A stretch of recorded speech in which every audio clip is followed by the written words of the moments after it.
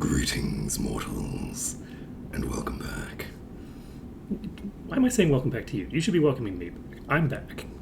You all have been here. You've just been sitting in chat waiting.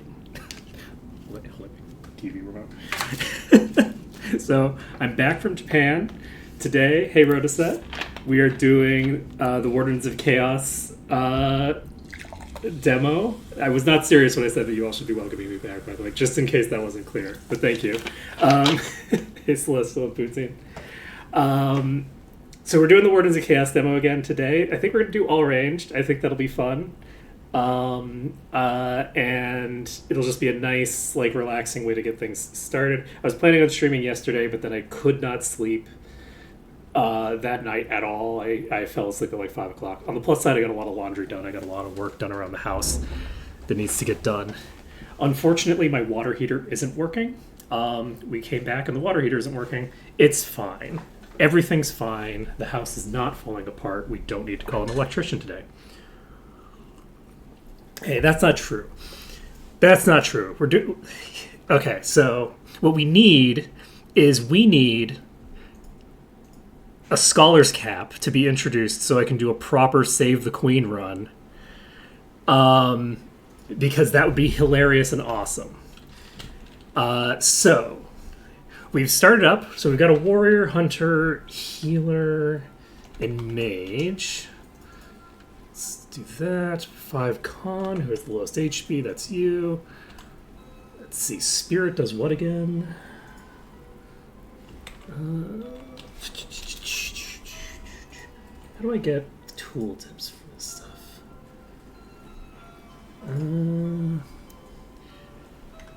I'll figure it out in a second. So we have the artifact. We have 10 accuracy. 10 accuracy. Who has the lowest accuracy? Let's give that to you, I guess. And then we don't have anything on you. Do we have a bow? Yes. We're unequipping the dagger. We're unequipping the sword. T for tooltips. That makes a lot of sense. Is that T? Yes. When do I have to hit it? Let's see.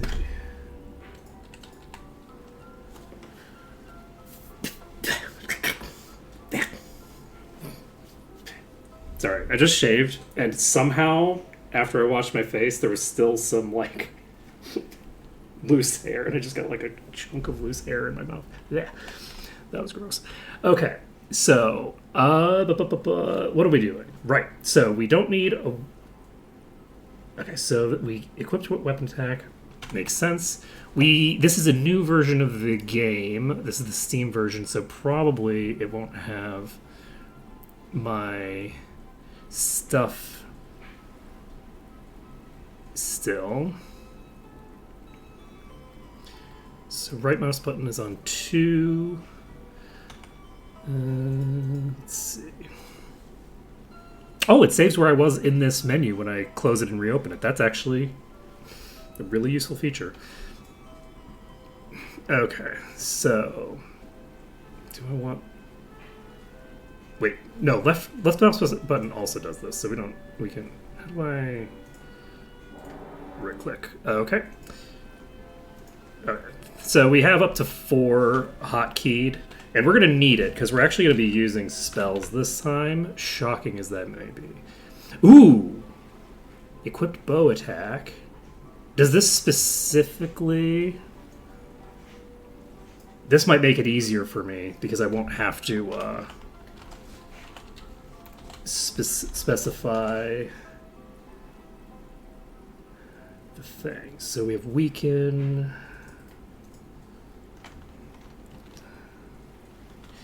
That's awesome. I love it. I love it to pieces. Okay, get rid of all this stuff. We don't need any melee weapons. Ew, gross. Let's see. And what else are we gonna do? Okay, so that's set. We don't have a bow on you. We don't have a bow on you. Do we even have the skill? What is the skill? Oh, there we go. This is right here. So, mana points and magic resistance. Probably give the spirit to the wizard, I guess. So you also need to have your spells set up. So let's give you this, and can I set you to multiple things? I sure can. I sure can. So this should be bow attack. Do you want to be using Ice Shard? Yeah, let's do it. And then I'm not going to use Weaken yet. Heal can be on 3, which means we need a third thing. And we'll just set bow attack for your third, I think. No, let's set Firebolt instead. Yeah, okay. Okay, so let's save. The game is saved. And let's see. So for this run, I'm basically just going to try to do all ranged and just see how it goes. Oh, right. And I need to check. You have dagger, but you don't have the bow skill. You don't have it either. And I don't remember if there was a way to... Perhaps out of range. Alright, it looks like we are going to have to... stick to pure spell damage then, because it's not switching to a character who can actually attack when I do that. All right. Wow, you know my party's taking a lot less damage in this. Oh, so I can actually I can still equip them though. Good to know. That's good to know. Is it F? Yes.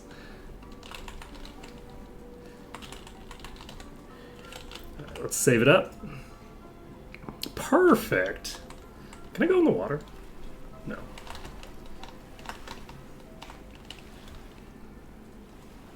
Anything interesting over here, actually? Okay. But I'm curious to try out all the spells. So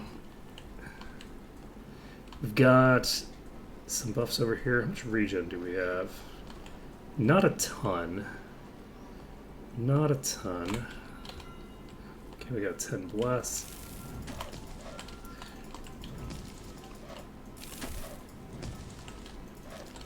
Gotcha. Oh wait, this is an AoE, isn't it? It's an AoE. I haven't been using that spell efficiently. I forgot it's an AoE. Okay. That's set.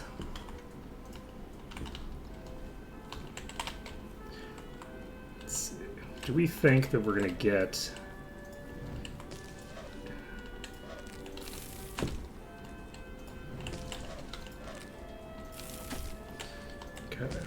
try to keep them close enough to each other to hit them with the AoEs.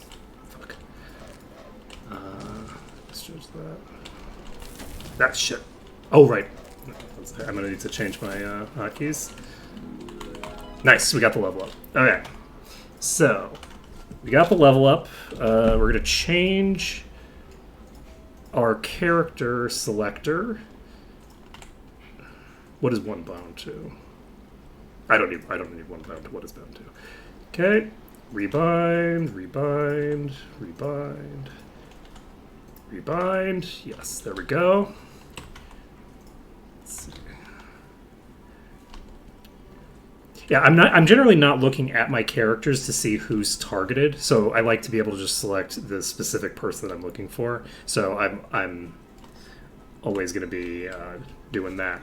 So let's take a look at our skill points.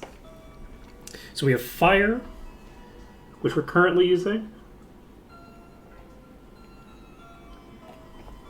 I think we're going to invest heavily into fire. If we're doing a full ranged run, that makes the most sense to me.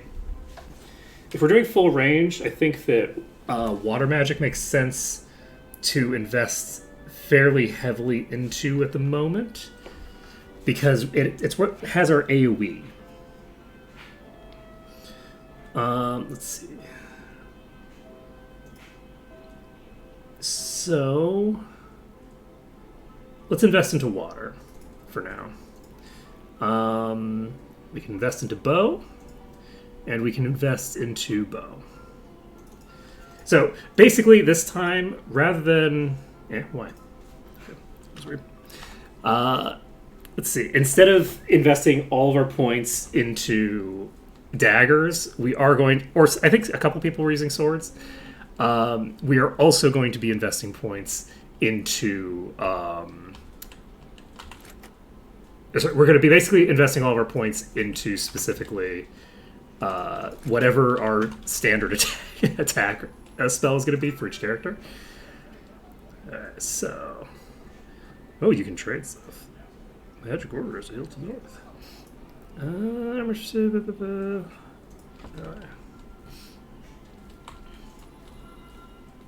Ooh, 10 toughen. Okay. Roof of the Inn was a crate. Is there now?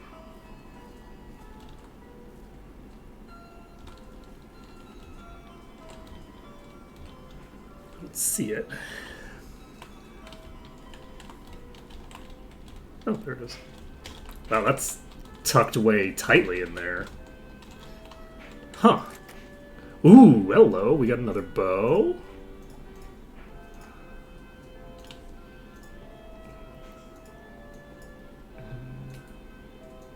Oh, okay. Can I right click? Okay. So this bow is 2 to 10 accuracy, damage 1d6. So this is the same as all the other ones. We'll go ahead and give it to you for now. We got 750 experience for something.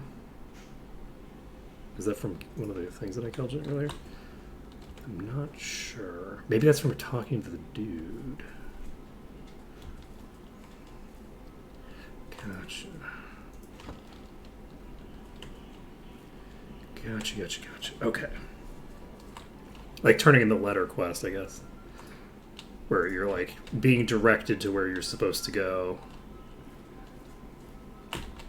Hello? Beware of those damned crabs. You want some crabs too? I can help you with some crabs too. I got plenty of crabs that I done did murder. I'm good at it. Okay. You know what's going to be really crazy and very off-brand is when I do the consumables only run.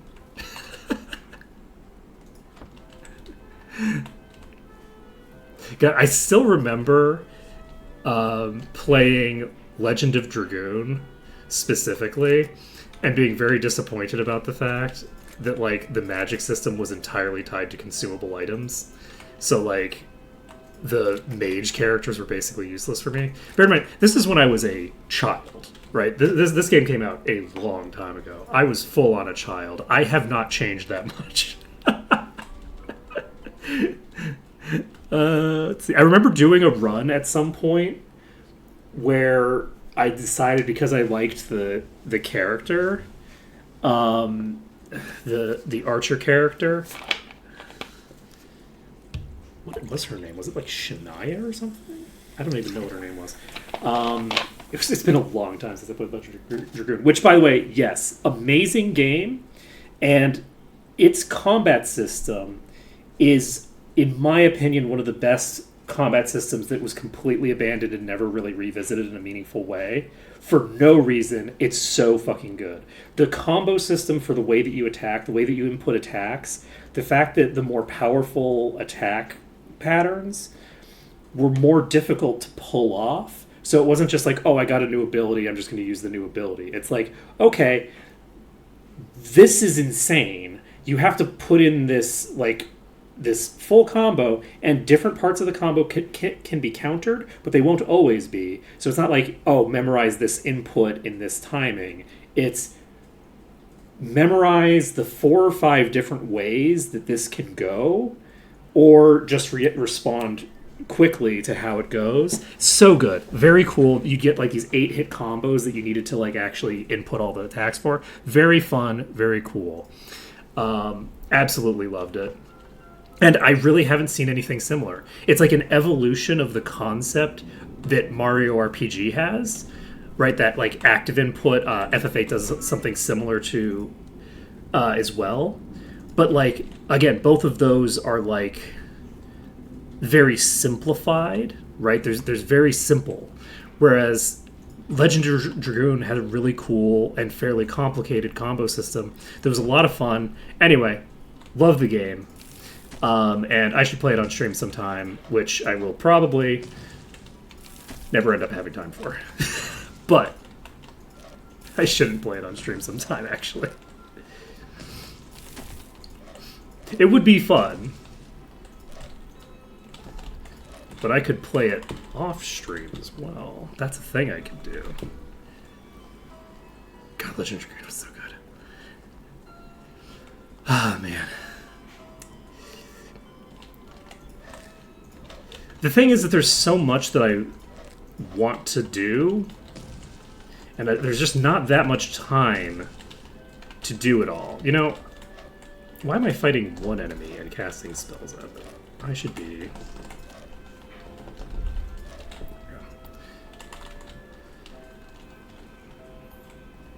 I'm going to try to pull all of them.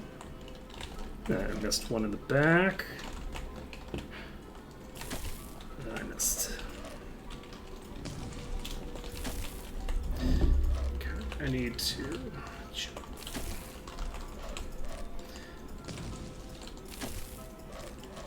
Oh, did we get the last one? Nice. Not great for me to whiff with my mana spells, but that's fine. Oh wow, we have one that's like full HP. Let's go. Oh shit, I ran into the... Okay, we're fine. Everything's fine. Everything about this is fine. Okay. Okay, so she is shooting, but that does mean that I have to be careful to not get into melee range. Because if I get into melee range, she'll probably auto-attack. Because I'm currently using the spell command that she has, but she's out of mana. Okay, nice. Wow. Let's see. I think I have done Legend of Dragoon on stream, but I don't know that I finished it. There's a lot of games that I've started and not finished, and I think that might be one of them. Great game.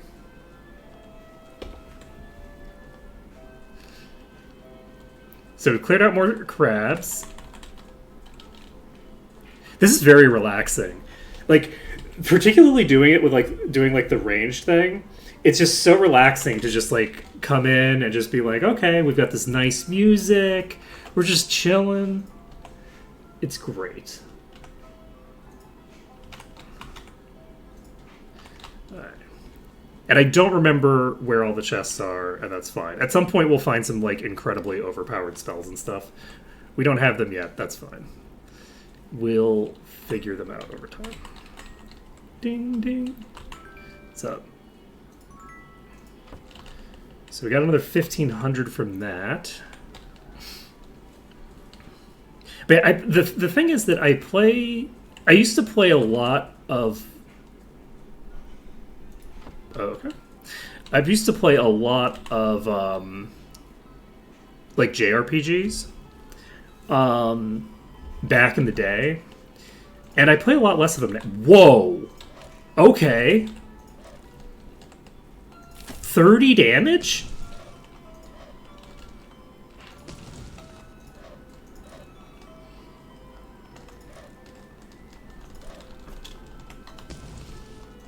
That was a intense hit. Let's see here. Yeah, I remember the thing that's in the graveyard. I did remember that. Let's see here. Can I shoot you from here? Probably not, right? It's too far away.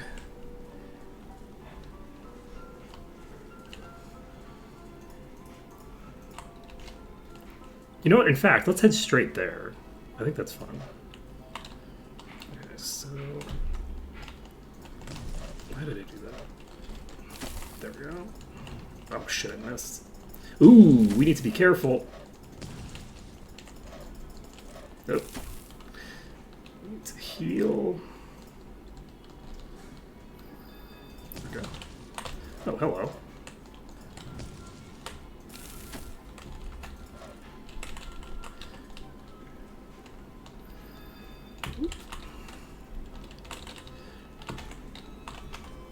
Okay.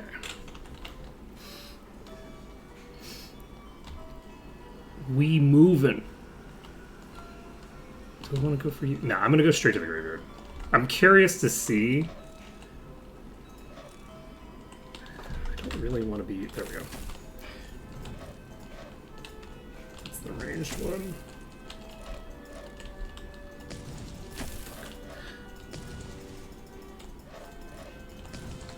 I need to get better at... Ooh, that's dangerous. There we go. Ooh, what is that? Oh no, that's just its wings. Ba-da-ba-ba-ba. This is gonna be fine. We're not running out of HP. That's not a thing that's happening. Don't listen to your lying eyes.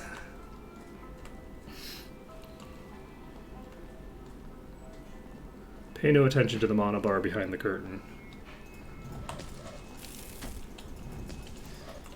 Let's see.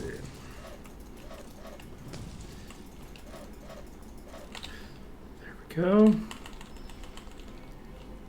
Yeah, the one disadvantage of the strategy that I'm going with, because I'm defaulting to my my spell attack on my healer, is just the fact that I'm using the same mana pool that I would use to heal myself. I think that's the range for that. Yep. That's a Fire Dragonfly, which is a higher tier. Oh boy. Yep. Should I reload for that? I'm gonna reload for that. I used a melee attack. I think I missed, but we used a melee attack. Alright. Latest Celestial. Let's see. Okay, so let's change this up. We're swapping this to bow attack, which honestly is probably the thing that I should have equipped all the time.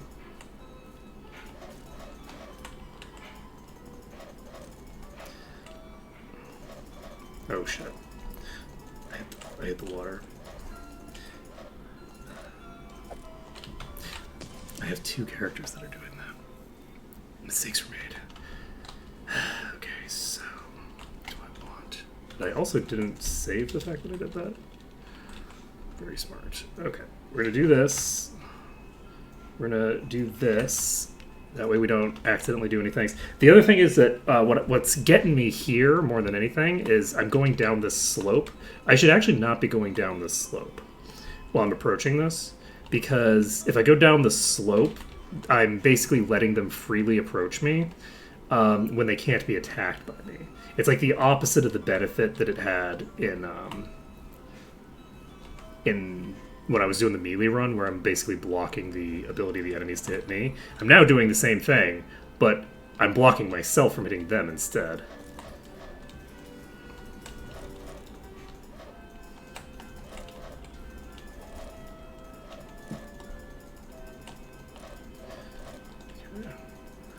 This is all fine. Everything about this is fine. You don't have Monody. Okay. I think you still get experience while you're unconscious. So we're still technically okay. This is all fine. We're not losing.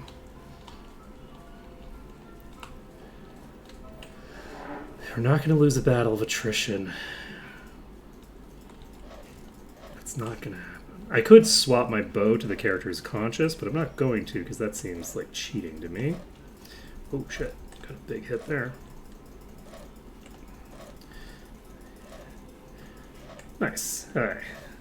Well, as long as I'm getting experience, that means that when she levels up, which will inevitably happen, assuming that, you know, my party survives long enough for that. I guess I don't need to keep moving, because It probably would have been better. Let's keep moving. It delays their attacks. There's no reason not to do it. It's not going to give me a huge amount of space, but it's going to cut the damage output by probably at least like 20% or something like that. Let's see here. Because when the attack cools down, if they're not in melee range, they have to move toward me for a couple seconds. Probably not that long, but like, you get the idea. All right, we're gonna save this because I like saving when I'm in a bad position. And let's see, don't want to pull you. This is not the pull I should have done.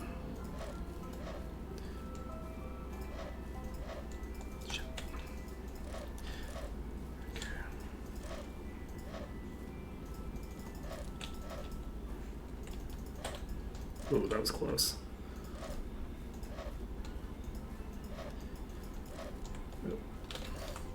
Whew, that was really close. Okay, done.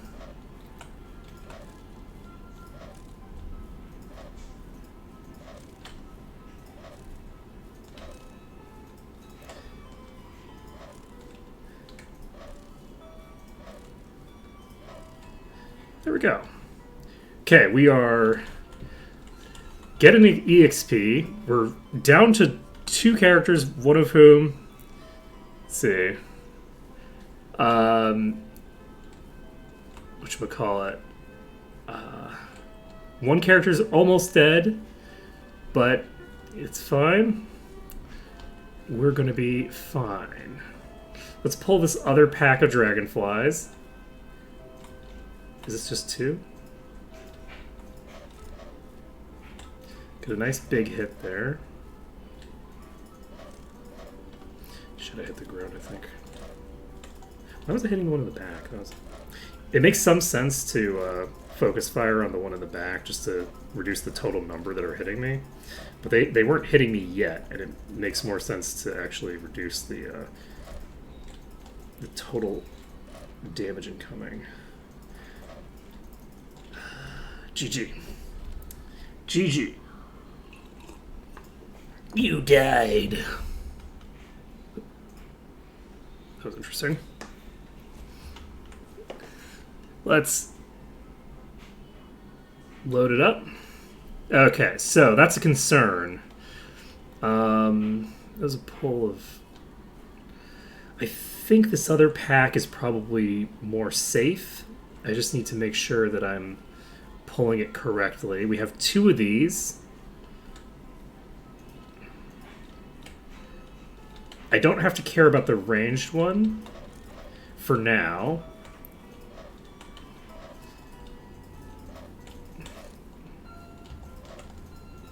Fuck. Oh, and they instantly hit the hunter, which means... Oh, wow. Well, I'm boned. I'm fully boned. No shot. No shot. You know, it would have been great... I just got myself hit by the fireball again. It would have been great if the first one that I killed gave me enough experience to ding. That would have been so good. Sadly, that's not the world that we live in. So, this is fine. This is fine. Everything about this is fine. We didn't save ourselves in a corner that we can't get out of. I was honestly expecting that I was going to level up sooner. So... I've backed myself into a corner from which I can escape. Might require a bit more RNG than I'd like. Because I might win by simple virtue of critting really hard.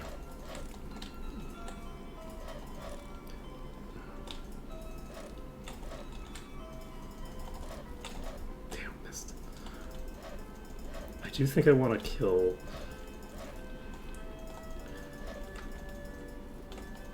first target for... Oh, man.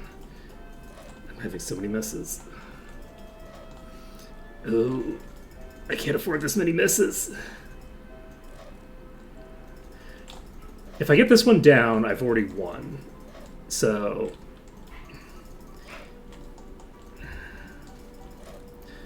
I just need to kill this one. Okay. If I still had 2 characters up, I could hit stun this thing very effectively. And prevent it from getting its attacks off. I think we're going to die here. I missed. Oh, we got it! So now we just need to kill this one. And then fight exclusively ranged targets that we can dodge until we level. Why did I do that? I turned right back into the fireball. I turned right back into it. I turned into it. Why would I do that?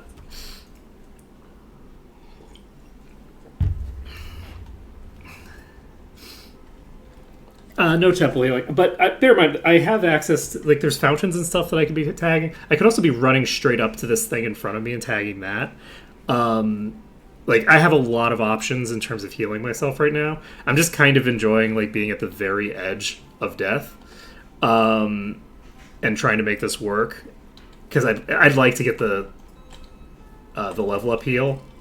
If I don't do it, if I don't get it on this pack, then I'm probably just going to... Nice, we got the crit. As I said, if we win this, it's going to be off the back of a good crit, not off the back of good gameplay. Let's go. No skills, only luck. That's how we roll. Yeah, I'm still basically keeping the same general rule set. I'm just doing ranged only instead of melee only.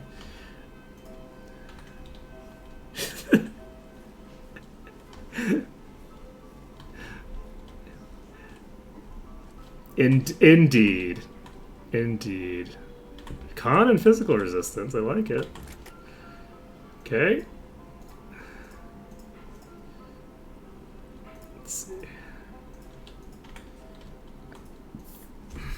Take a look here. Those rats are going to obliterate me. Okay. Not something you hear every day, but okay. What types of armor are you? You're proficient in both heavy and light. So 5 con. Let's do it. 5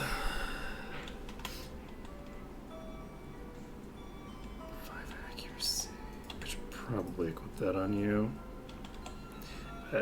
Body resistance don't need right now. 5 strength, does that affect ranged damage? Yes, it does. That's actually huge. Going from 1 to 6 to 2 to 8 is a massive, massive increase in damage output. That's big, actually. If I do this, it does not increase my range damage. Okay.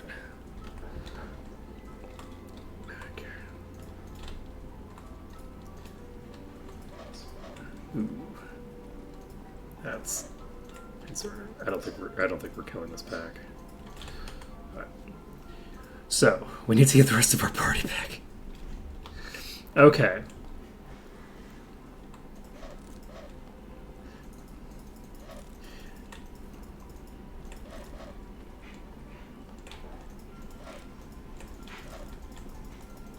Oh, we in trouble, baby. Oh boy. Oh boy. Oof. Ooh. Rough. Okay. So, I'm going to take a look over in this direction again.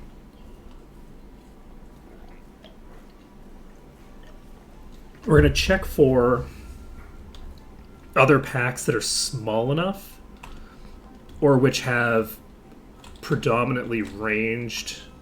Ooh, 10 Gone Ring. Wait, what?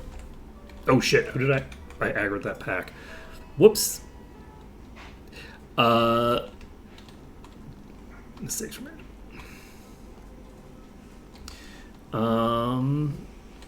What's this saying?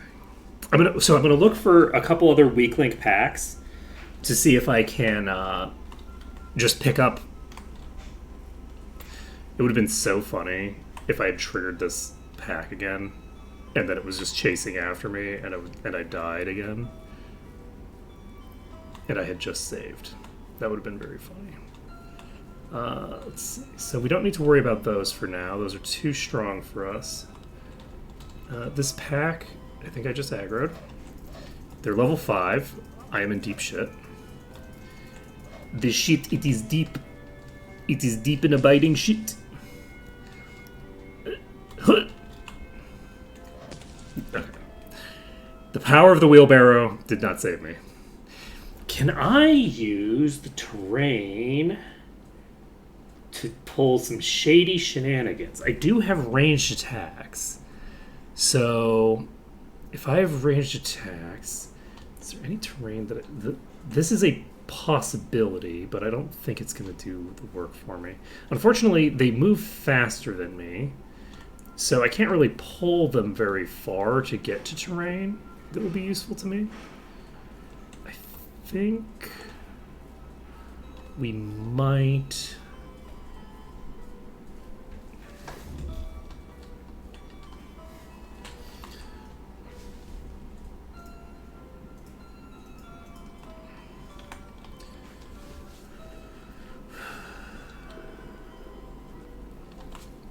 I'm going to take a look at the town and see if there's anybody else that I haven't talked to yet that I can get some quick EXP off of to just ding up, which is possible. I don't know how likely it is, but it's possible.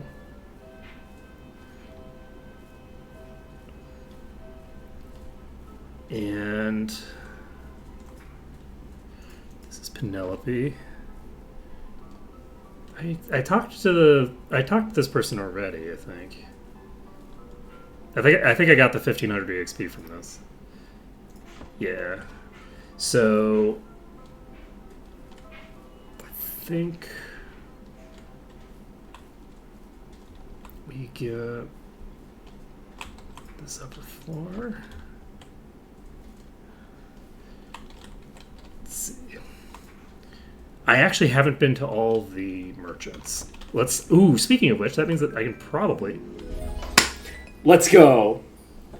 Talking to the magic shop owner gave us 750 EXP and we leveled up. Let's go. So this gives us the might spell. That requires spirit. Body for this. Air, psionic. So this is lightning. That could be fun. We have fireball.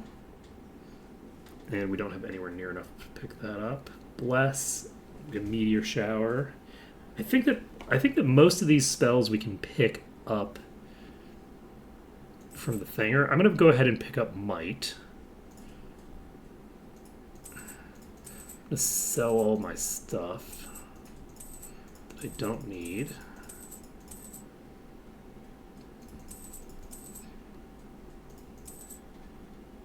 And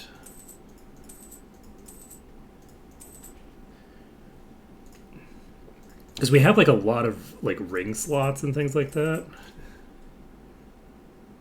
Let's see, sell for 270, not a ton.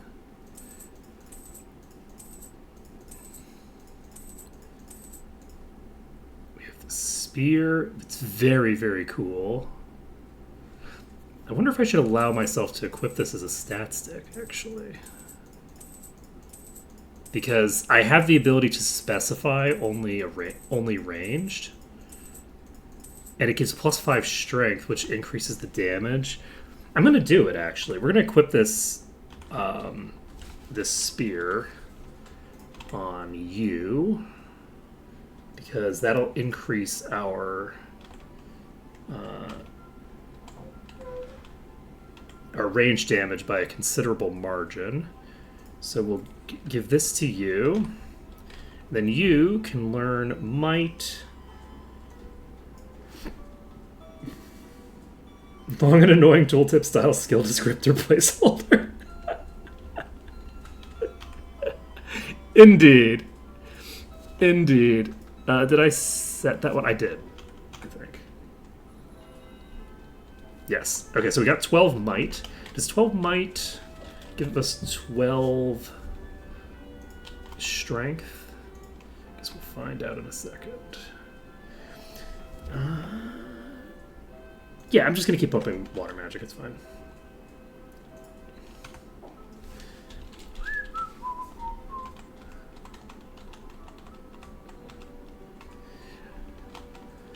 Okay.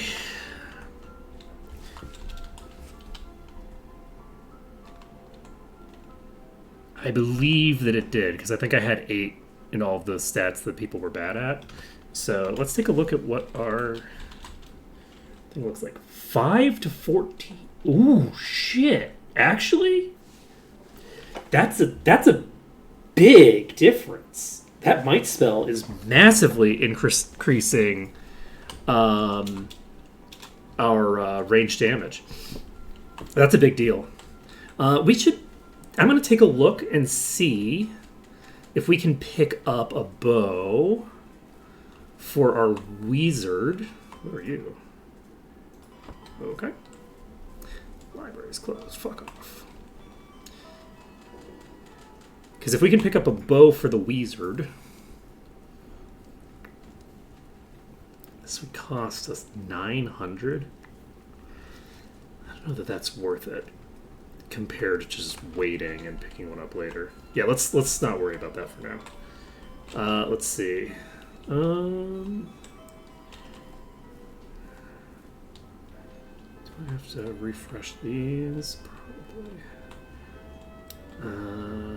Okay, we're gonna need to find another bow for our wizard at some point, and then at that point, it should be pretty golden. Is there a way for me to see how long my buffs are going to last? Let's see. Is it in here? I don't see it in here. But I do see the buffs there, so that means that I at least can see that they're up.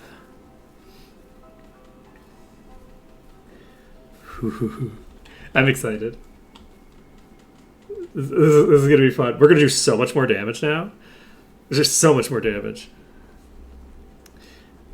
Alright. Does it say on my spell? I guess it doesn't. What is the base duration of these kinds of spells? Like, is it something that I would have to like manage, or is that something that is basically like, don't worry about it unless you're resting or something like that? Okay.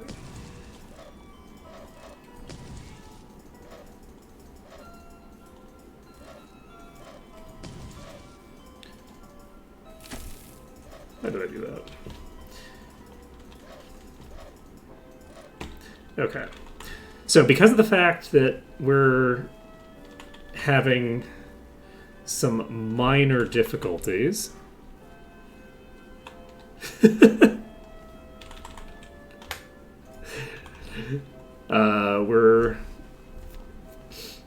that's fine. Everything's fine. All right, we're gonna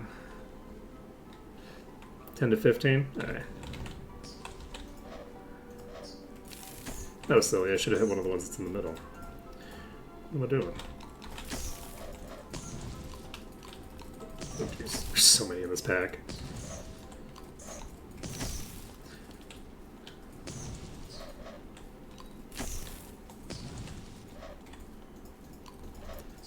There we go.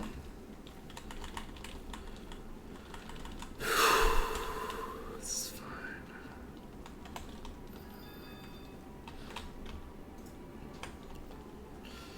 Not super happy with the amount of mana that I've already spent, but that's fine.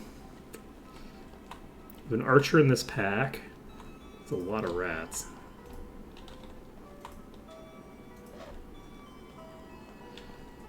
So we do have this whole pack.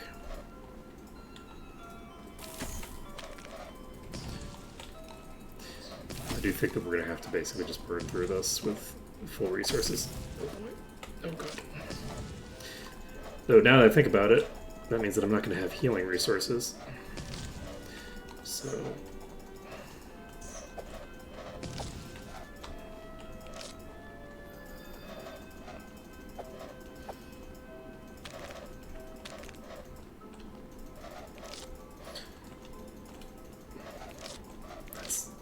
concerned. Those archers are hitting with their hits.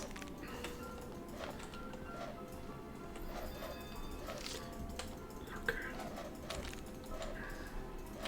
I am not successfully dodging you. The projectiles are too fast. Can I block you with the...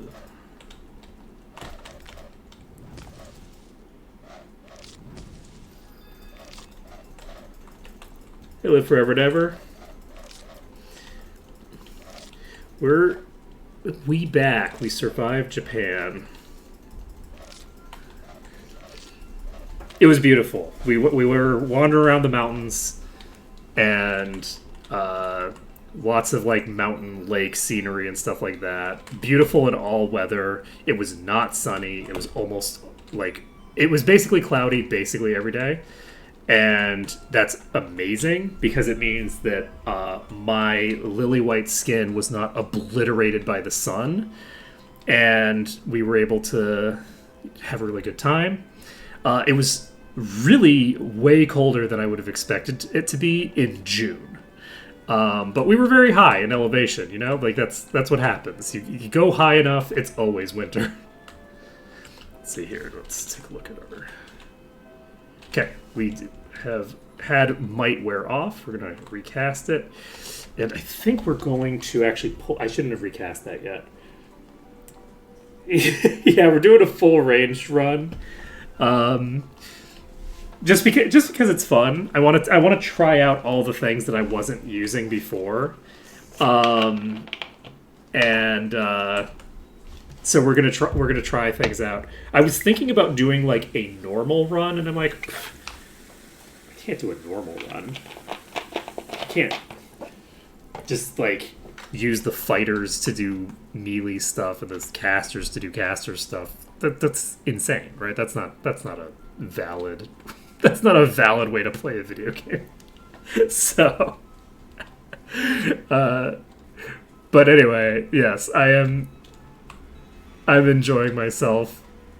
It is funny because I'm struggling more than I would have expected because that's not what the developers intended. They didn't give us all of these like different skills and abilities and classes in order for us to differentiate between them and do different things. That's not a reasonable interpretation.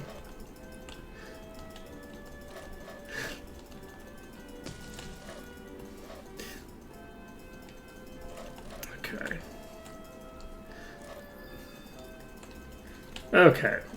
We should be chill. Just have you left.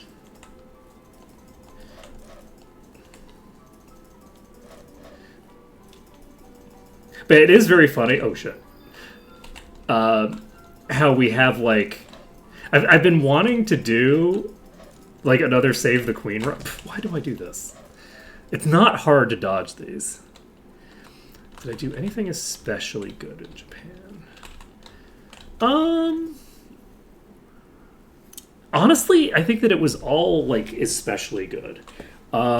It was really nice to get an opportunity to practice the language again, because I picked up a lot of Japanese when I lived there for 3 months, and it's been 20 years. I've forgotten, like, all of it. And the thing about Japanese is that Google's very bad at Japanese. Like, as a language, Japanese works very differently from English. It just behaves very different. So, a lot of, like, the really normal phrases and stuff like that are actually very difficult to get, like, just an easy translation for. Like, there's like, always a way simpler way to say something than Google's going to tell you about. And it's a language where context matters quite a lot, right? And as a result of that, like, when you're trying to, like, translate information, it's very difficult. Like, basic stuff like who is the target of a sentence is stuff that Google really fails badly at. We were trying to, like, do Google Translate a couple of times to communicate with people at the hotels and stuff like that. And it's just really bad at it. It's extremely bad at figuring out whether it's talking about you or me or like, you know, very, very simple sentences just fall apart to Google that are very easy to translate if you just know a couple of nouns. But even just Googling those nouns is hard. Like, I found it much easier to track down how to say a word by just Googling the Japanese word that I know. And I'm like, I'm pretty sure that this means this thing. And I got way more consistently good results by doing that than trying to put in an English word and get a translation out of it. Even just like simple basic words, like, were just like hard to like, stuff like dinner, right? It gives you these really formal, weird ways of saying dinner instead of just being like, oh, by the way, you can say gohan to mean meal, and you just have to say what time of day it is. There's 3 types of gohan, and you're done, right? Like, Google doesn't, that's like the 8th word that shows up in Google, and it's in kanji until you click on it. Like, you can't, they don't do romaji for anything. The whole thing is crazy. So it was very nice how by the time I left, I think that my Japanese was about on par with where it was 20 years ago, which meant that I could really fairly comfortably talk to a lot of people about a lot of things. And I could understand a lot of the conversations that were going around me, because it turns out that generally, colloquially, the sentence structure that people are using tends to be fairly simple. Like, it's not super complicated sentence structure. And you know a few nouns, and then you just need to know contextually the sentence structure, and it tells you basically what they're talking about, right? In a way that I don't know if that holds true for most languages, but for Japanese, I find you know a few nouns, you know, like, and you know the particles, and you're basically golden. You know, anyway, it's a whole thing, but I still remember most of the particles and most of how they're used, so I had a good time with it. But so yeah, from a perspective of like learning, it was great because we actually watched Godzilla -1 when we got home. That was one of the first things we did when we got home, was because we're just like, okay, we've just been traveling for 8 hours or whatever, and now we're just going to veg out on the couch and watch Netflix. And it's like, oh, great, you know, this movie that I've been wanting to see came out. And it was really good. It was interesting. It made me want to rewatch the original. But I think we are going to die here, actually. But it was fun being able to be like, oh, I actually understand a lot of this dialogue now. When normally when I'm watching Japanese media, I don't pick up any of the dialogue because I'm so out of practice that the words that I, in theory, know, I hear them and they just slip through my head. People are just talking too fast. So now I'm having an easier time picking things up. But we went to a bunch of very scenic, very beautiful places in Oze. We went to Oze and the name escapes me right now. How have I forgotten this? It's a very easy word to remember, and I've somehow forgotten it. We were just there. Anyway, we went out into the mountains. We saw some really beautiful stuff, and the weather was, I think, perfect. Where every day we got a different view because the clouds were just in different places, and yeah, not those like a fermented rice thing that mostly old people eat for breakfast. We had some on the trip, and it's rough. It is very strong. It is very strong, and you can tell why it's associated with old people. You can tell. Yeah, not my thing, to be sure. Though we had a lot of stuff that was really nice. One of the things that's interesting that I didn't really realize as much about Japan until I went back there is that they're really big on umami flavors. And I'm a big meat person, right? Like most of my diet has historically been meat. And I am in trouble. I'm low on mana, and I'm running out of thin targets to fight. So the fact that we were eating at all these like fairly traditional inns and stuff like that. We went to these, like every place that we went to had an onsen. It was great. And the food was interesting because it was like a huge amount of vegetables, but they were all very umami. Like they all had very like dense, like basically meaty type flavors to them. Really solid, like just absolutely great. Perfect for me. I struggle with eating vegetables generally, and it was surprising to see like how much I could not just like tolerate eating, but I was like, oh, this is actually pretty good.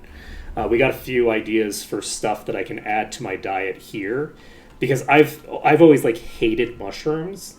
Like every mushroom that I eat tastes like rotten to me for the most part, right? Like they're really rough for me. So we're healing because I think I've run out of low hanging fruit that I can do.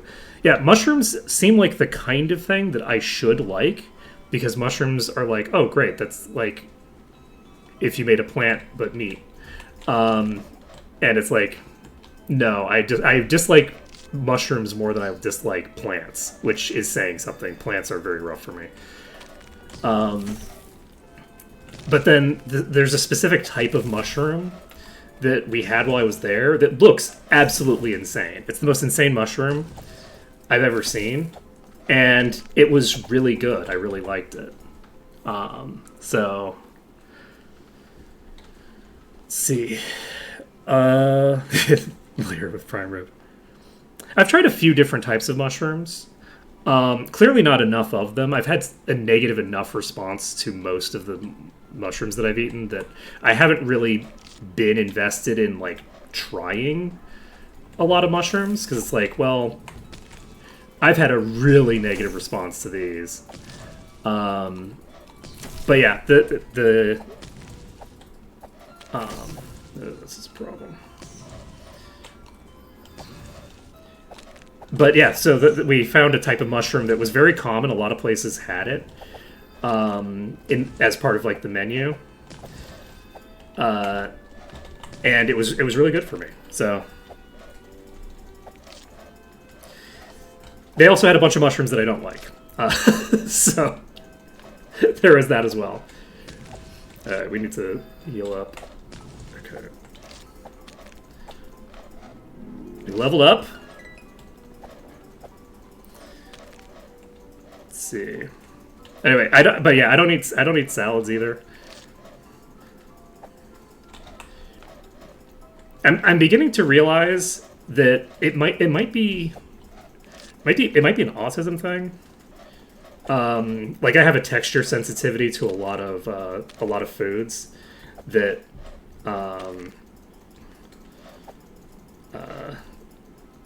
to me might be tied to something like that. I'm not sure. I haven't had a diagnosis or anything like that, and I'm never going to, because it's the kind of thing that I can't talk about with shrinks here, because they don't want to treat ADHD. So I can't talk about other contributing problems that might be explanatory of some of my symptoms, because if I talk about those things, then they'll be like, oh, well, then you don't need ADHD meds. This is fine. We'll explain everything with just this. Mental health system here in Singapore is not great. Anyway, it would be an interesting thing to explore, but I haven't explored it much yet. But yeah, I have a lot of sensitivity to textures in particular. So I don't eat most plants. Most plants make me like actually ill. So it was nice to find things that were like cooked in such a way that like the texture wasn't a problem, and also the flavor profile was nice, which is not a common combination for me with plants. So we got a lot of cool food eaten, which was great. We got some absolutely beautiful scenery, tons of that. Only mild injuries. We were hiking through the mountains one day, and we went into this marshland. It was very cool, very interesting, and like it was very cool. And unfortunately, on the way back, we were walking through a rural town, and we were walking along the side of the road, and my wife slipped on some poorly maintained infrastructure and really badly injured herself. She basically sprained her ankle and then also like really bashed up her knee on the other side. So both of her legs were fucked up, and so we couldn't do any more major hiking through the rest of the trip because of that. And this was early on in the trip. It was very funny because it was in the town as opposed to being like on the hike that we did that was a fairly like significant hike. And it's like then we get into town and you just trip on some roadway that's falling apart. And it's like, God damn it. But the really great thing that could have been a really big problem for us, but luckily she took very, very good care of it, and the places that we were in were all places that had a lot of stuff that we could do within a very short walk of where we were staying. So the next couple of days were kind of rough because we were not sure how bad it was going to get, and there was the concern that like, oh, this is the kind of thing we would normally go to a doctor for, but we're in some tiny ass town, so we'll just have to deal with it ourselves. Luckily, one of the nice things is that my wife, as a teacher, is of course first aid trained, has all of the necessary stuff to be able to handle this stuff, as well as to know like this is not the kind of thing that you would typically do yourself. But she was able to handle it very effectively, and we got back here. And once we got back here, this is like a week later or whatever that we're getting back all the way back here. She got to a doctor finally who said, "You did not, in fact, break anything. You are okay," which is great. Yeah, there's like differences in. So mental health care is interesting because depending on where you are, the problems are different, right? So like Singapore is better in some ways for mental health care and worse for others. And yeah, so it's complicated. But yeah, it was very funny that like, early on in the trip we have this whole thing. It was funny because of the fact that we ended up having an amazing trip anyway. She wasn't in that much pain the whole time, and we were able to see a lot of beautiful stuff and have a good time. But the mental health care stuff here is not optimal. It's very like assembly line kind of stuff. I should probably have thought to... Do I want this on my heel? Yeah, let's do it. This is going to be tied to the same hotkey as my heel. Let's do it. Alright, so let's pull you all together. Let's get around a corner. Hey, Ash. Yeah, we're home safe. Oh my... Holy shit. That was a lot of damage. Come on.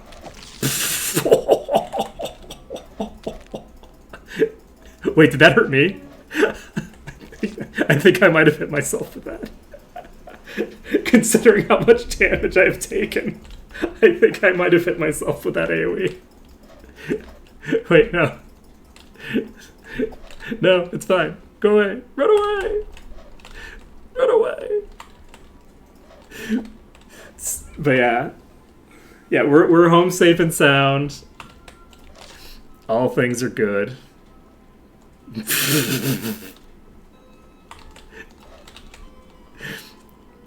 Yeah, I'm really enjoying it, Ash. It's basically like a sort of like a new game that's in like the same vein as the old Might and Magic games. And Rotoset is one of the developers. So I'm really enjoying it. I'm doing like an all-ranged nonsense run. You know what? Hadouken! Oh, wow. We leveled up. What great timing. Okay. Nope. Okay. Life is good. Okay, so we're going to have to figure out. So we probably want to start the fights with Meteor Shower.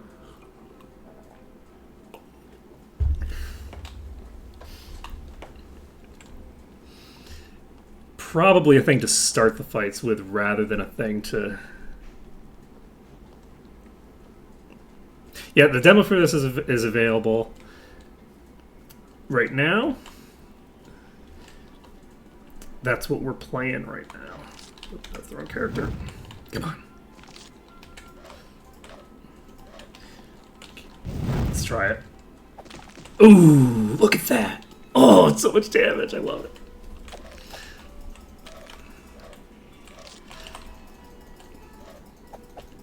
I need to come up with like all of the nonsense, runs that go like off-brand. Like it might be kind of fun to make a run of one of the Might and Magic games where I'm only allowed to use one element for each character, and those spells are the only things I can attack with.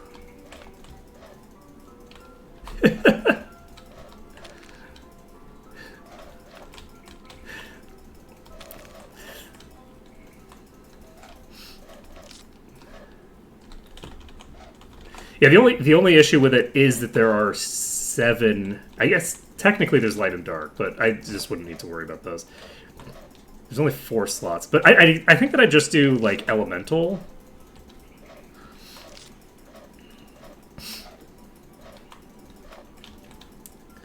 I don't really know. It depends on what like game I would run it in.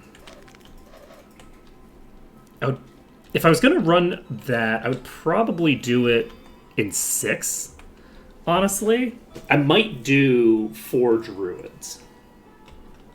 I think 4 druids would be fun. Each one of them having a specific element that they're focused on.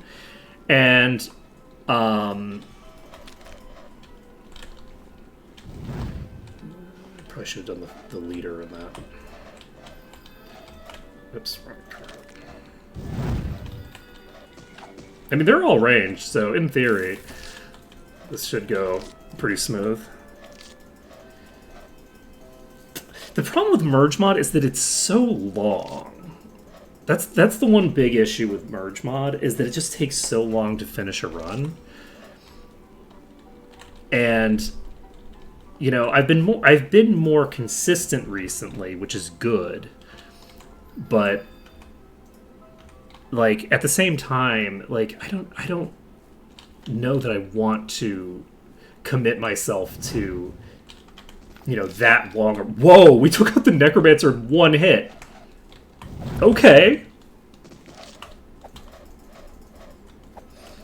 I should be hitting the these things, not the...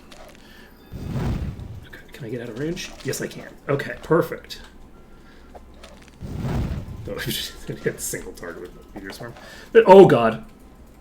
Oh god. Why am I like this? This is fine. Oh god. It's fine. Everything's fine.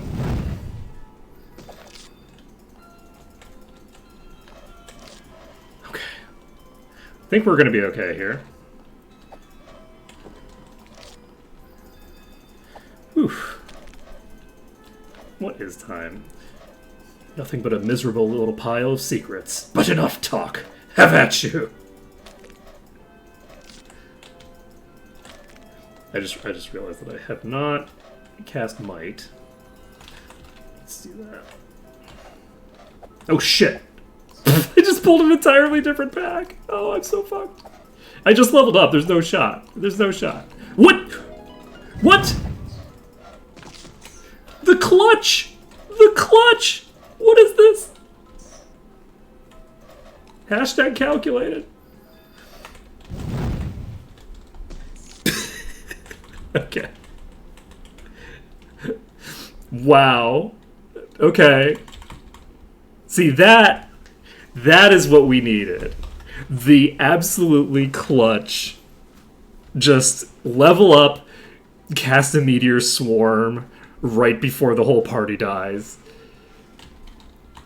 Oh. I hit R. Oh shit.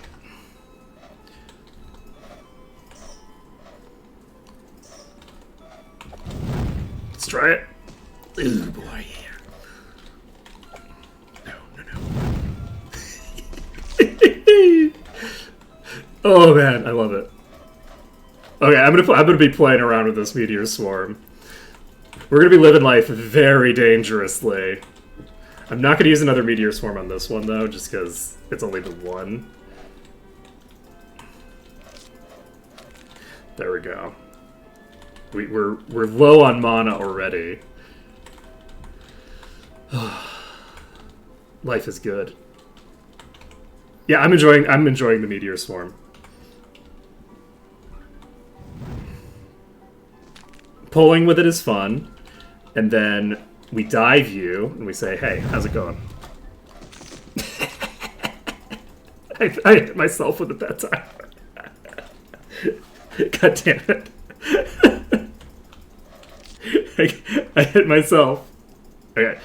This is going to be the clutch. We're going to level up from this. We didn't level up from this. Oh, man. Oh, so good. Meteor Swarm is fun to play with. One of the things that I regret about the way that I play my Magic games is that I never get to use the really very, very cool, like, Meteor Swarm type spells.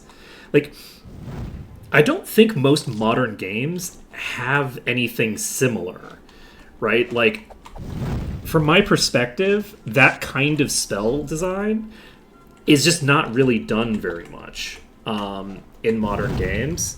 So I think that it's very cool to be able to use those kinds of spells, but at the same time, I just don't use spells in any of my runs.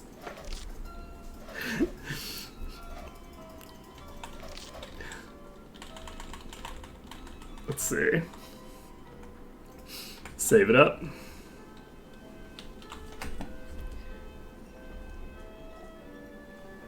Like, I think you see those kinds of spells in, like, again, like JRPGs. A decent amount. Except for the fact that they're generally in, like, the classic, like, turn-based JRPGs that you're going to see that. Where it's, like, it's just a visual effect. Like, mechanically, it's just a big AoE that does a bunch of damage, just like every other AoE that does a bunch of damage, right? It's not like it's got this interesting interaction with the way that it, you know, plays with the world. Wow! I just fully whiffed.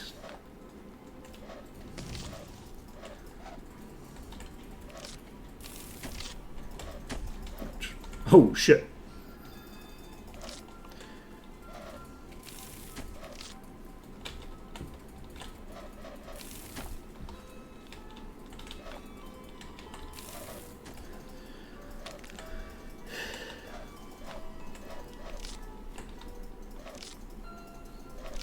Luckily, these are not going to approach into melee, so I don't have to worry about accidentally doing anything funky with them.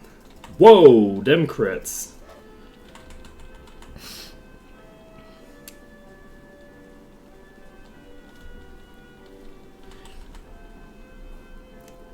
But I've done ranged attack only. Did I don't think I allowed in my Save the Queen run. I only allowed bows, right? I don't think I allowed myself to use spells. Did I? Or did I allow myself to use like spell attacks as well? I don't remember.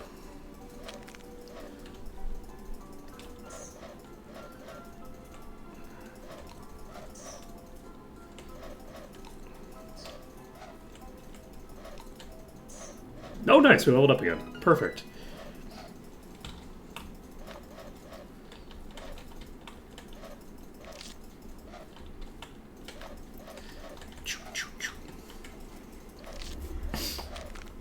I would venture a guess that I have to recast this.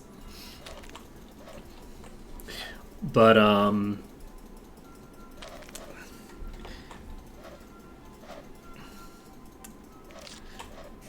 it'd be fun, actually. I guess it wouldn't make that big of a difference to the gameplay. I was thinking it might be fun to do like an AoE only run, but there's not that big of a difference between an AoE only run and a melee only, or sorry, and a ranged only run. Like in practice, because it's just like the AoEs are just like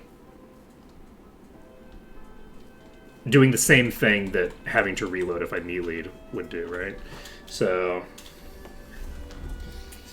not that huge a difference.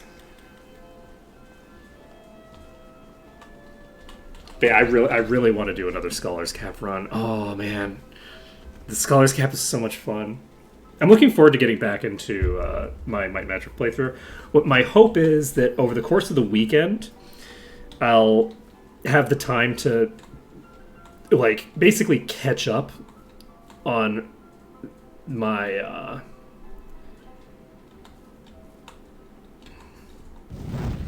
shouldn't have done that. I should just go in front of the ones in the front.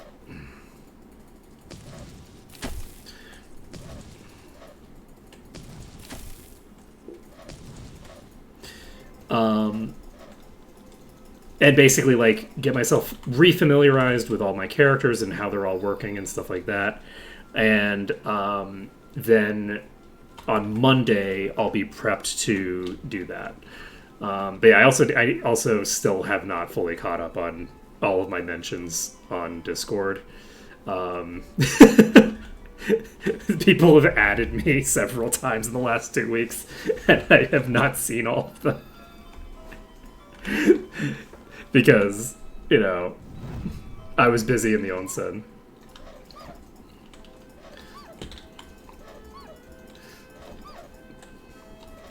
It's very funny because the hotels we were staying at were like mostly populated by like people in their like 60s and 70s. Like most of the people who were there were in their like were old. So it's very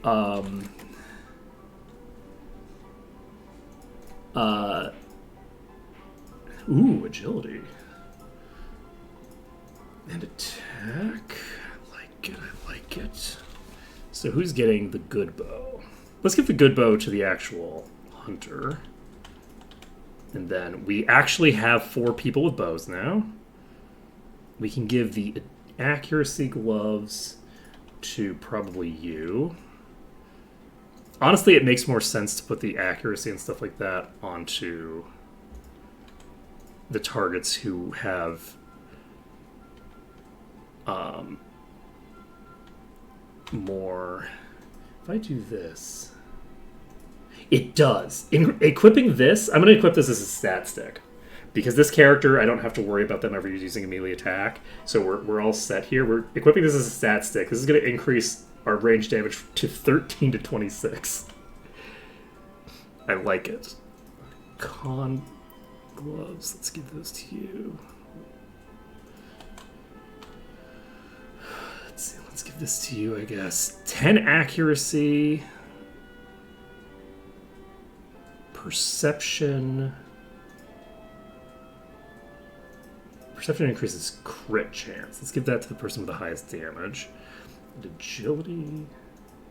Agility is giving us some extra evasion.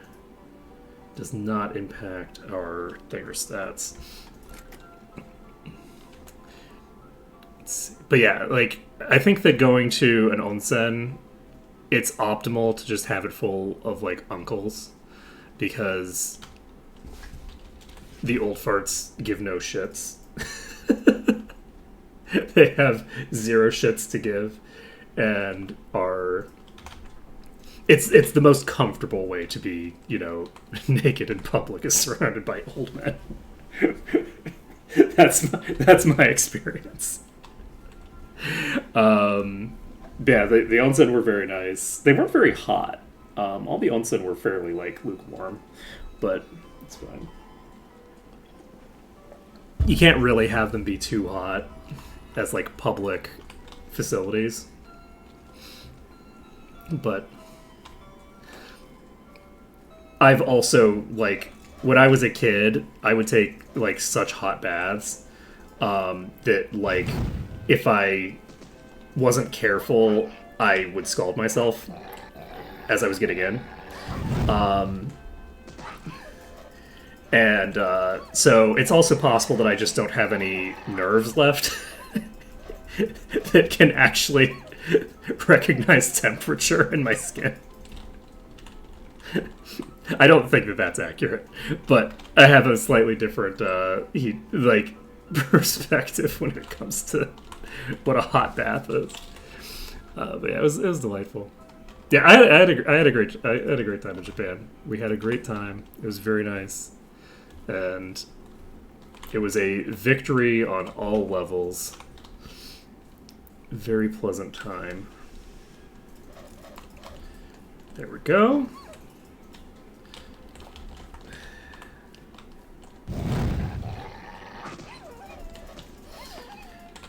Nailed it.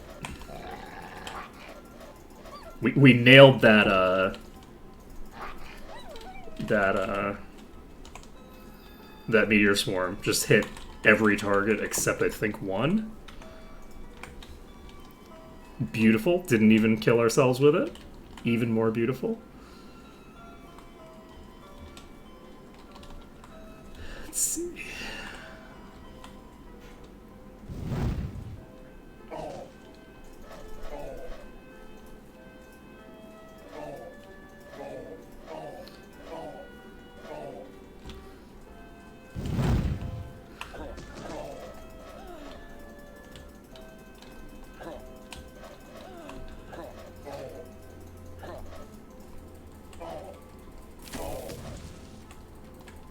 Everything is fine. Alright.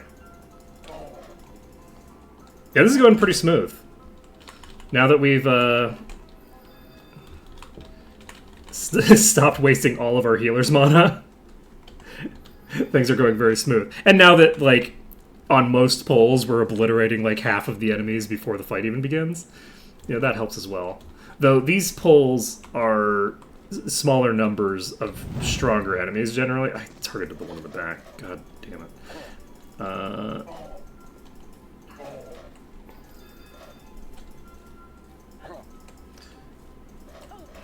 going to take out the archers, because I think the archers do similar damage.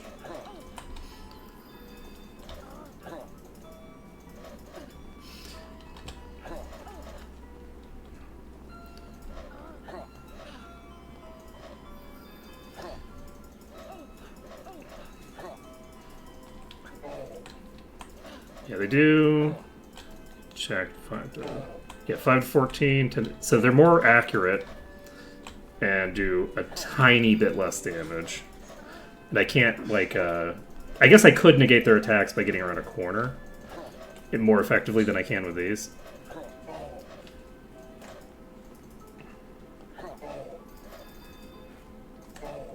But also the hit stuns are way more effective on these.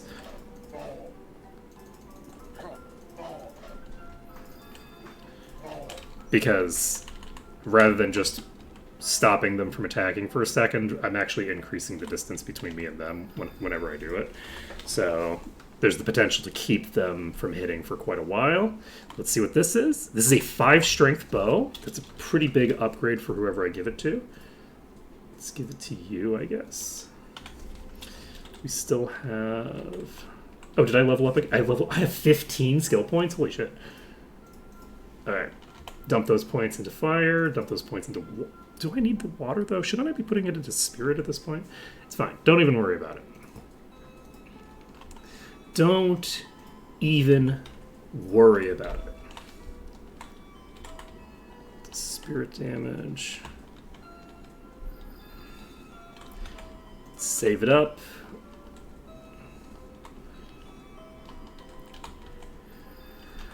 Done.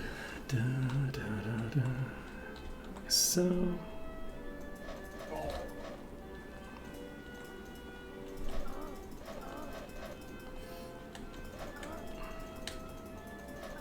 Oh, nice.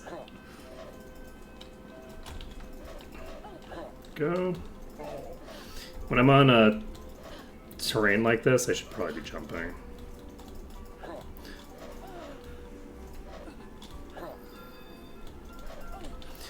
To make sure that I'm not hitting the slope. Also, it's more fun. Do I move faster when I'm jumping backward? I feel like I'm making more...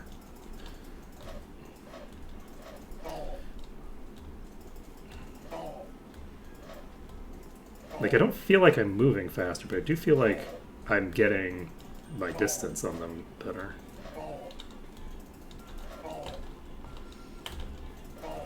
Is it just because I'm strafing? I think it might be just because I'm strafing.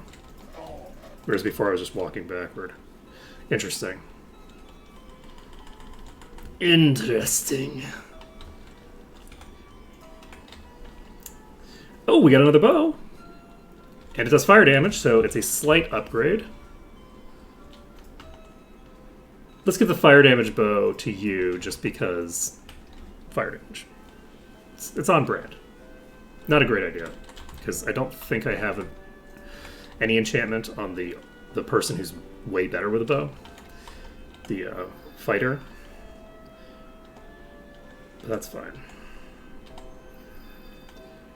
Okay, let's do this. So we have a wolf, fighter.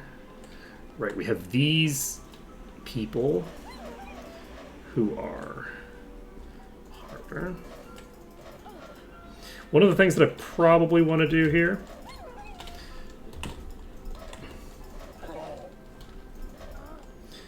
is it would be nice to take out the wolf immediately. Am I?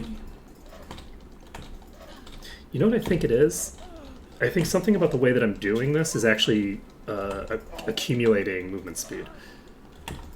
It might be when I'm in the air and I reverse whether I'm holding back or forward, it's changing. I think because, yeah, I think I'm storing velocity, right? Is that what's happening? Am I accelerating continuously as I'm doing this? I don't think I'm accelerating continuously, but I was for a while.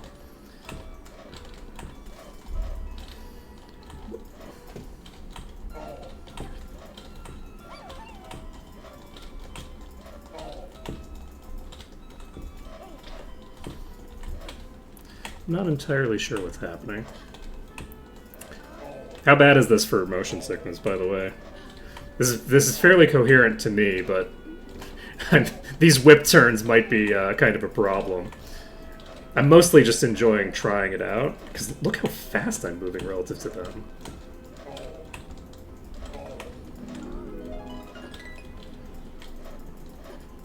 Huh. I'm pretty sure that I'm doing something that's stockpiling acceleration, which is something that I've seen speedrunners do in certain things, but I don't have a lot of knowledge of or experience with. But I think it's something to do with me like doing the jumping while I'm flipping between back and forward. I don't know. On the plus side, ooh, there's another bow just sitting here. Ho, ho, ho.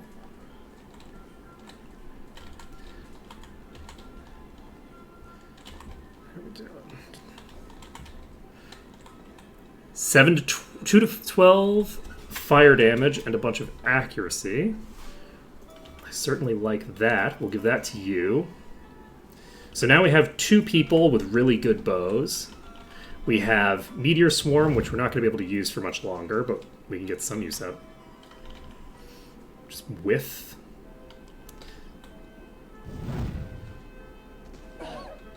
Holy shit!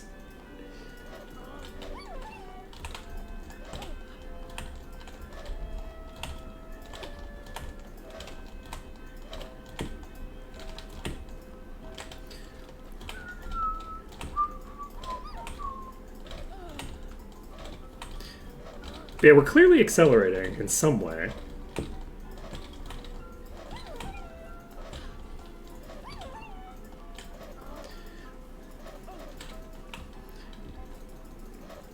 You know, the other thing, instead of having a hand cam, another thing that I could do that might be a good way to handle it is it might make sense to have a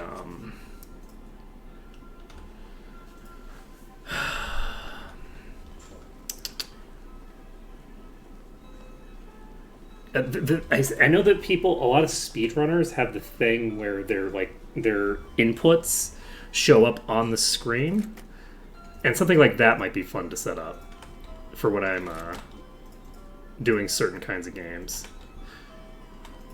Not for the games that people would normally do it for, obviously, but for games like Might and Magic, it might be fun.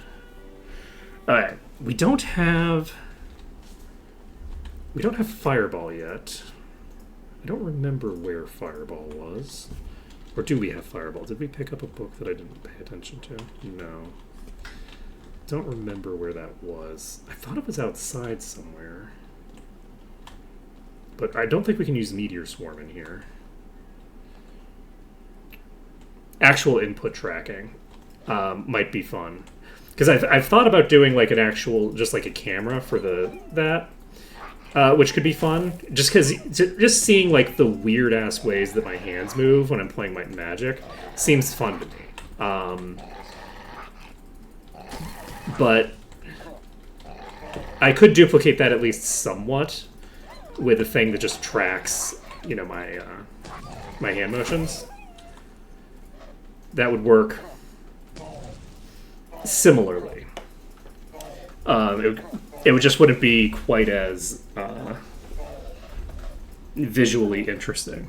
The reason I was thinking about it was because I was causing some sort of acceleration effect there, and I would have been curious to be able to like look back at my inputs and just see what was causing that. Because I don't think generally when I'm moving directly away from the enemies, I've been able to outspeed them. But when I'm doing this like mixed like jumping technique, I'm pretty sure I've seen it for keyboards. Like you just have like a little thing of the keyboard and then it just lights up in the corner. I don't know that there's as much of a market for it, because most of the kinds of things that people would want that for is mostly for like fighting games, I think, that kind of thing. I could be wrong. I don't know the generalized market for that.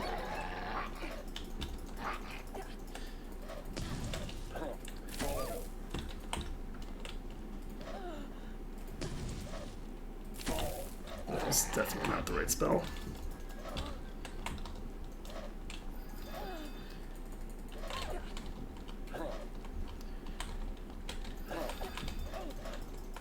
Well, that's a problem. I am probably boned here. I'm definitely boned if I don't shape up. I'm not going to shape up. We're in trouble. Yeah, because like if you if you look at the keyboard, right? Ignore the fact that this keyboard is filthy. Like my general hand placement is like this for when I'm doing more complicated stuff, and I'm hitting, over here. I'm hitting here. I'm tagging this periodically. Like everything up here, I'm hitting all the time. I'm constantly changing my camera with these. Like there's some really weird ass like stuff that you're doing when you're playing Might and Magic that you don't use with any other game. Like no other game on Earth are you going to be interacting with in that way. And so I think it would be cool. Oh, whoa, jeez. Hey, buddy.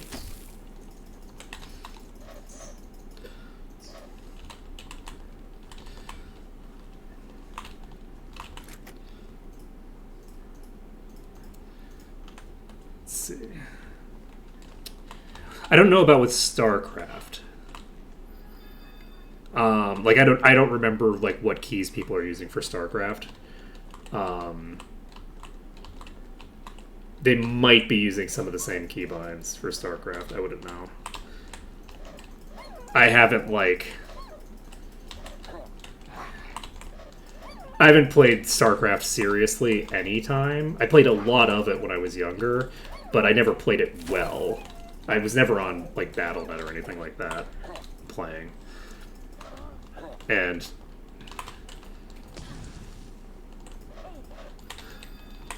I was never any good. I'm gonna bury myself in a corner here, and it's gonna go badly for me. Shit. Okay. But basically, be tightly bound enough in this corner that I'm not having the enemies pass each other. But I think we're okay now.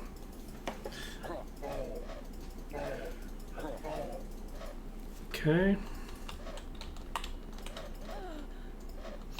I need to get a heal. Yeah, there we go. That wolf there that got trapped behind. Why am I attacking this one? If I attack this one, then the wolf gets released. Is that actually a net win for me? It might be a net win for me because the wolf is probably going to do less damage. It's fine though. The question is whether it's a net win over killing the other one that will not release a wolf but has twice as much HP left. And this may or may not be the better play. I would argue probably the better play, but that was very questionable whether that was going to be an overall upgrade. But maybe not, though. That wolf had very little HP. I might have been better off going after the one and then clearing out the wolf behind it. Just because it was already low on HP. If I had started things up hitting the one in the back, then hitting the one in the back is the better choice. But once you've already invested the energy, I think I would have been better off not switching. But that's fine. That's fine.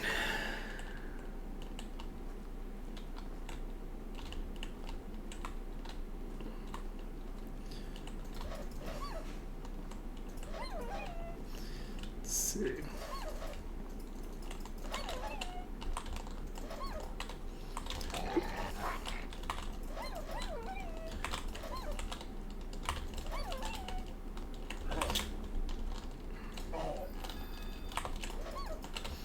I'm gonna be able to probably kill this one. I put myself in a corner that I don't want to be in, really. It's okay, though. Okay. We're all set. There's only 2 left. And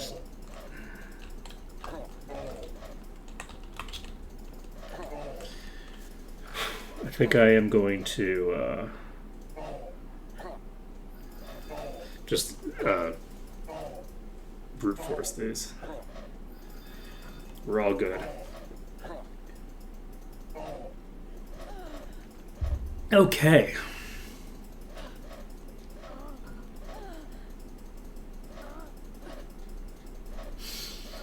The other good thing is that I basically put my diet on hold while I was in Japan.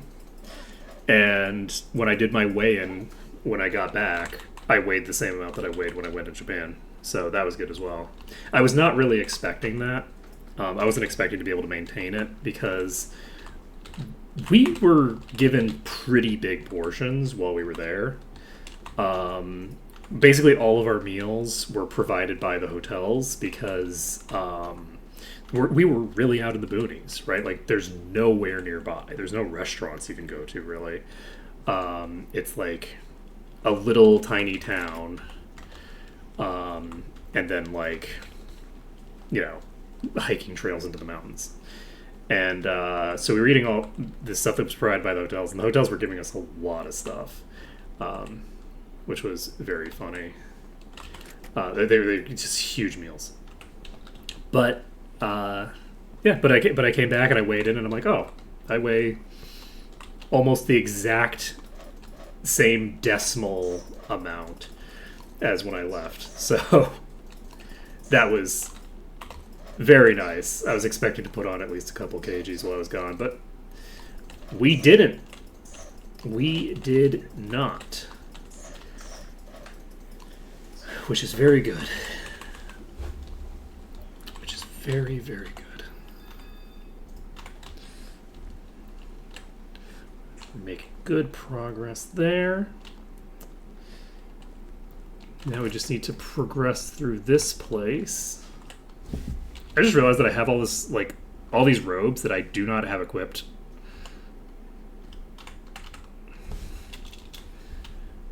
On anybody.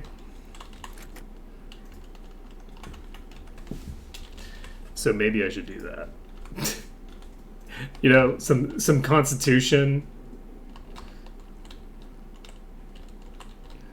Perhaps. I'm trying to remember. I think I managed to get some of these without pulling the whole pack the previous time. Looks like we did it again this time. Maybe? I saw another one back there. Oh, we have at least 5. This is the wrong direction. Oh, shit. Mistakes were made. Ooh, boy. Oh, shit. Ooh, that was definitely the wrong thing to do. Ooh, hoo, hoo, hoo.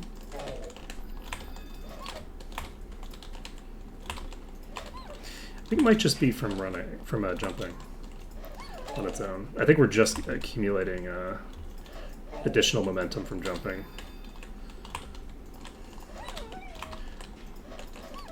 Just buried myself in a corner again because I'm cool like that. Concerning. We leveled up! Nothing specifically. I've been interacting with an interesting mechanic that I'm not sure. I think when I'm jumping around, I'm actually like storing momentum in some way. Like I seem to be going a lot faster when I jump away from the enemies and I'm kiting like this, because I'm able to actually like gain meaningful distance on them in a way that I'm not able to do even when I'm just running straight away from them. I think it might have to do with strafing. It might have to do with jumping, or some combination of factors. But I'm not sure what it is. So that from a development perspective, I think that's the primary thing that I've been interacting with that I have curiosities about. But I don't know that that's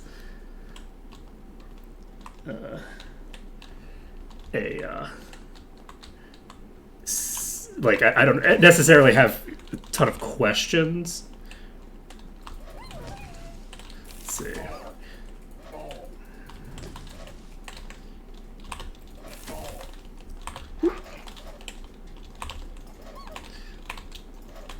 My biggest concern is that I'm going to be giving people motion sickness while I'm doing it. Because I'm moving around so erratically. That's my biggest concern.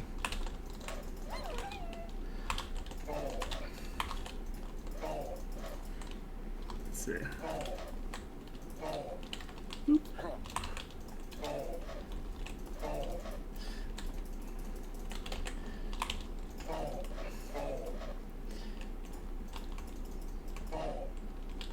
Yeah, I'm enjoying the movement. It is interesting because it's like I'm like, wait, I'm doing like, you know, there's some weird movement tech thing that I'm doing that I'm not sure how I'm doing it. And it's fun. It's fun. Let's see. We got plate gloves. Okay, we cleared most of this room, but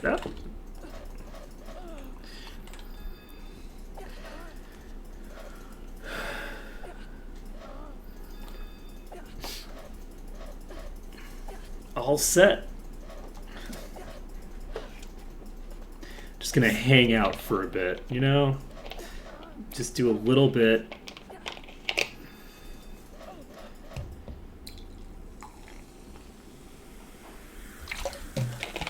Just do a bit of a hangout.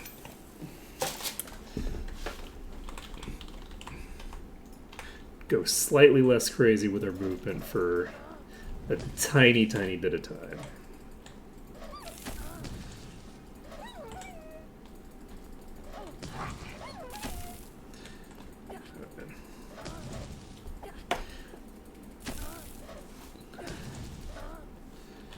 All set. I think I'm going to potentially turn off my spell with you for a second. Ooh, I didn't notice that I'd leveled up again.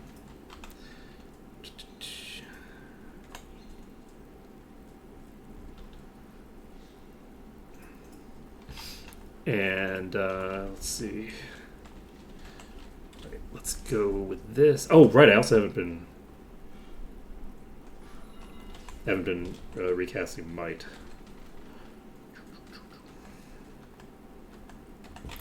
Okay. So let's swap this to bow attack. That way I can just right click and not worry about it.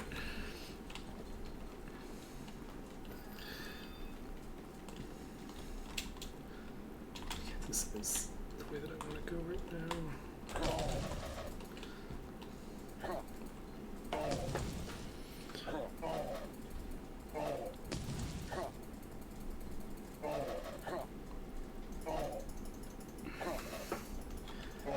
Okay. Okie dokie.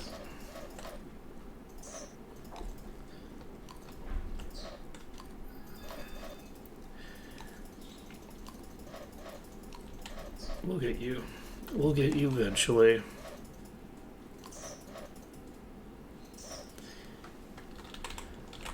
Okay. Nailed it. We have some plate armor here.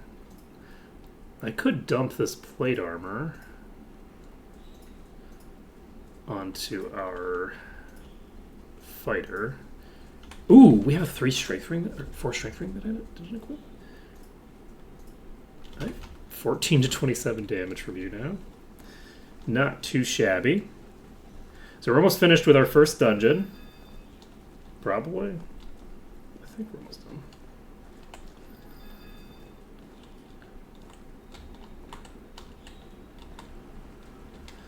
Okay. +3 accuracy. I'm not going to worry about picking up more of this stuff right now. I'm not sure if I want to equip that plate or not. Because it will, like, slow my attacks down, which is suboptimal.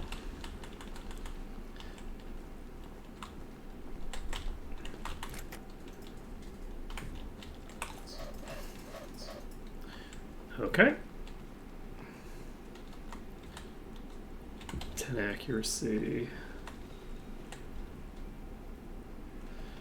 Let's see, can I pull this?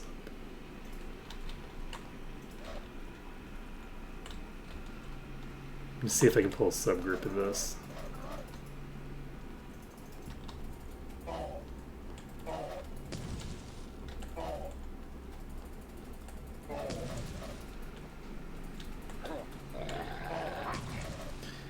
Okay.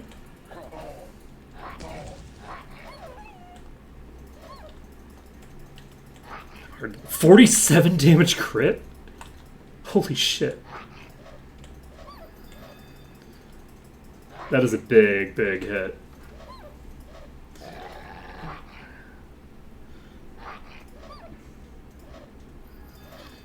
Alright.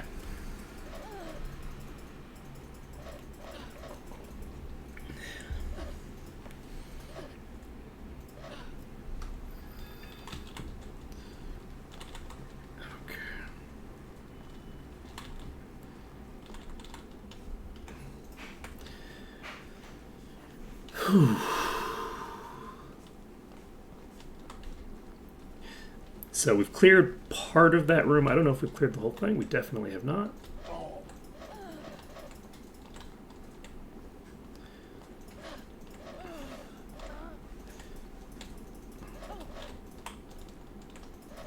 Oops.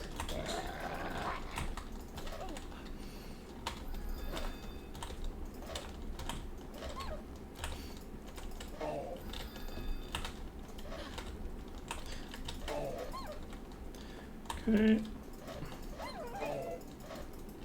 Yep, no. Oh. Mistakes were made.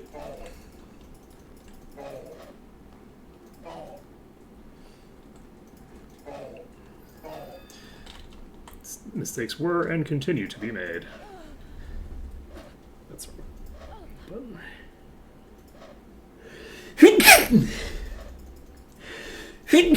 Excuse me.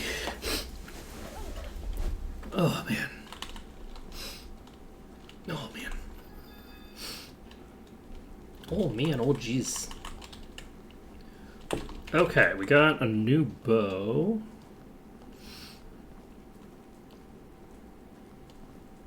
We got, we already went there. We already checked this, I think. And we're ready to be went, I think.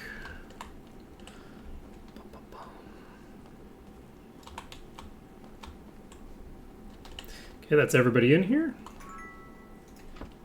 Okay, we have talked to them, completed that. I think we need to go back to town to talk to somebody. Blacksmith, probably? I think I need to talk to the blacksmith to do the thing.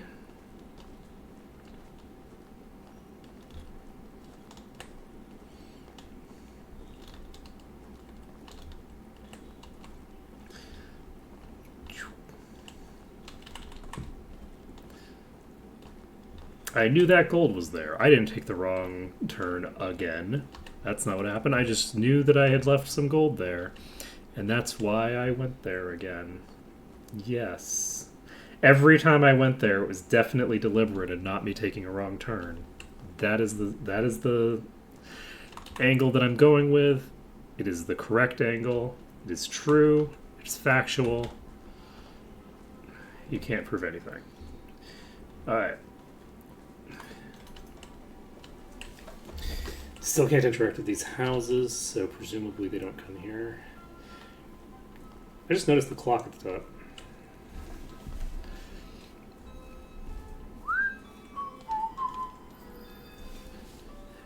So we're going to town. We're going to turn in this quest. And we might just pick up Fireball in town. Rather than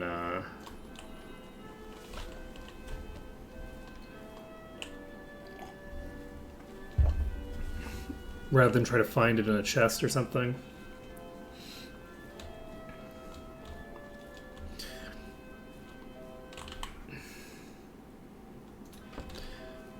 You're not the blacksmith. Blacksmith is over here. Yeah, I tell him he's a right bastard. I really do think it would be fun to do a Might and Magic 9 run at some point. I just have so many... Oh, did I hit the wrong one? Yes, I did. I have so many things that I want to do. Because I still haven't done the other thing either. I haven't finished Final Fantasy 12? It's 12? Yeah, it's 12. 12 is the one that I was working on. I still haven't finished it. I want to get through it. I think that's a reasonable thing to get done. And I still haven't done it. But I'm looking forward to playing more of it. I might do some more of that as well over the next couple weeks while development is on hold for the mod that I've been playing. Where I actually split my time a bit between doing that and doing the other thing. Because why do you have a dagger equipped? Let's see here. Because now is actually the optimal time to do that. Just because there's less of a there's a little bit less of a back and forth, which isn't a big deal, but it's something to consider as I'm going through that. So I might do a mix of that, because I'm not finishing Final Fantasy 13 on my very rare weekend streams. That's not gonna happen. There's no shot that I'm getting through it that way. So let's take a look at Fireball. So 3 meter radius does 4 to 6 plus 1 per fire to each target. Let's try it.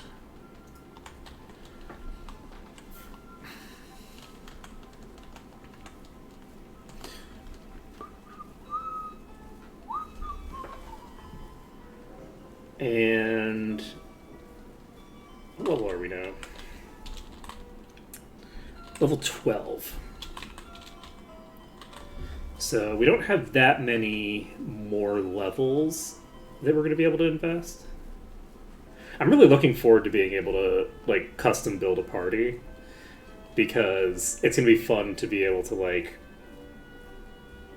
stack specific character types.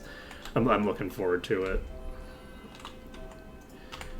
I'm also kind of just looking forward to seeing what all the different classes are generally, but doing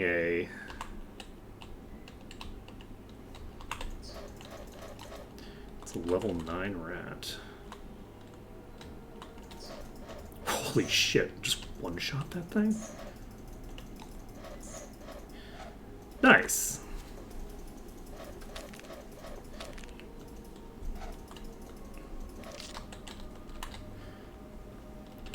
That sounds like fun.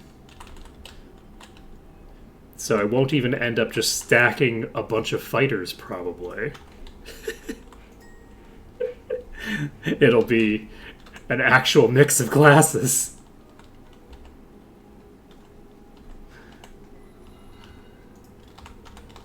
Yeah.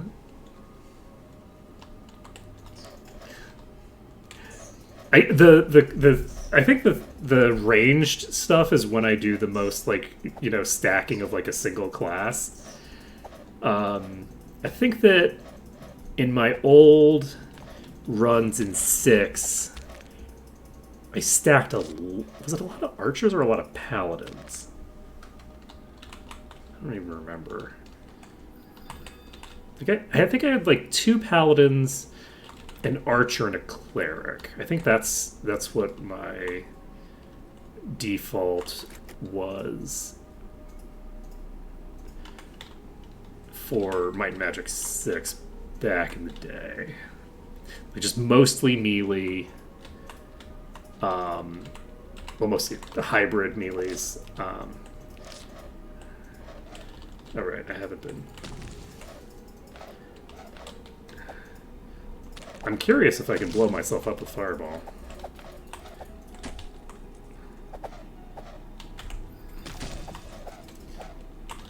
Oh god, I've got that thing in the back. Oh god. Oh god. I have killed myself. I am dead. I need to get Meteor Shower off my bar temporarily.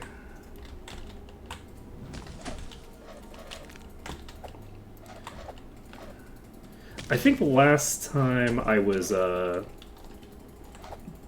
I can close. Ooh. Well, we have to use that. That has to be something that we take advantage of. Can I close it from this side? Let's see. I don't see the thing. This side. That's fine. Oh shit! I missed. Oh, I'm probably dead. Yep, I'm dead. All right. Sticks red. So I can open this and then close it again. Wow. Okay, that makes a sizable difference.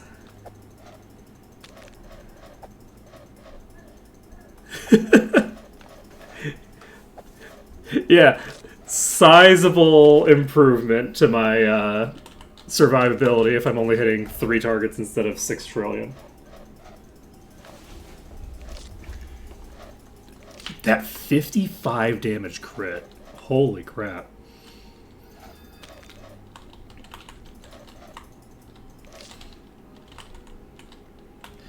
Let's see.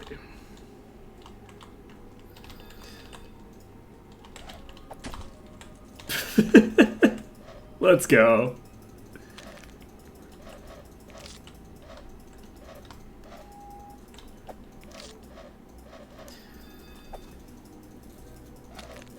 The disadvantage is that I can't AoE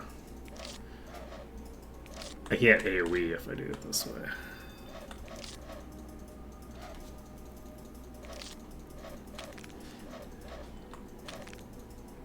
Yeah, this is a good room to like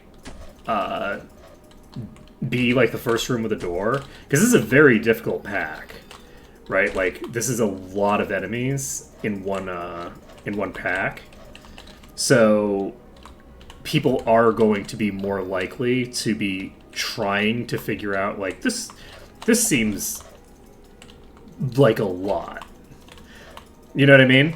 Like, so people are probably more likely to figure it out in this pack, as opposed to like if it was introduced, because this is like the first door that we run into, and then right on the other side of the door is a huge pack. So.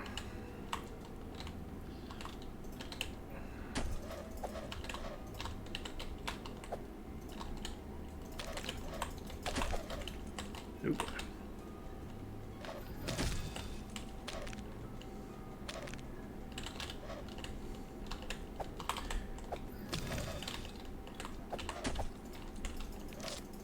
Oh shit, we lost our healer.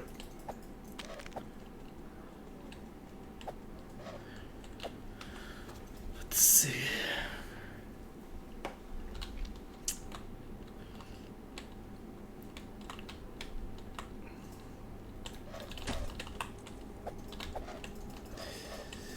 I'm trying to think of what might be a good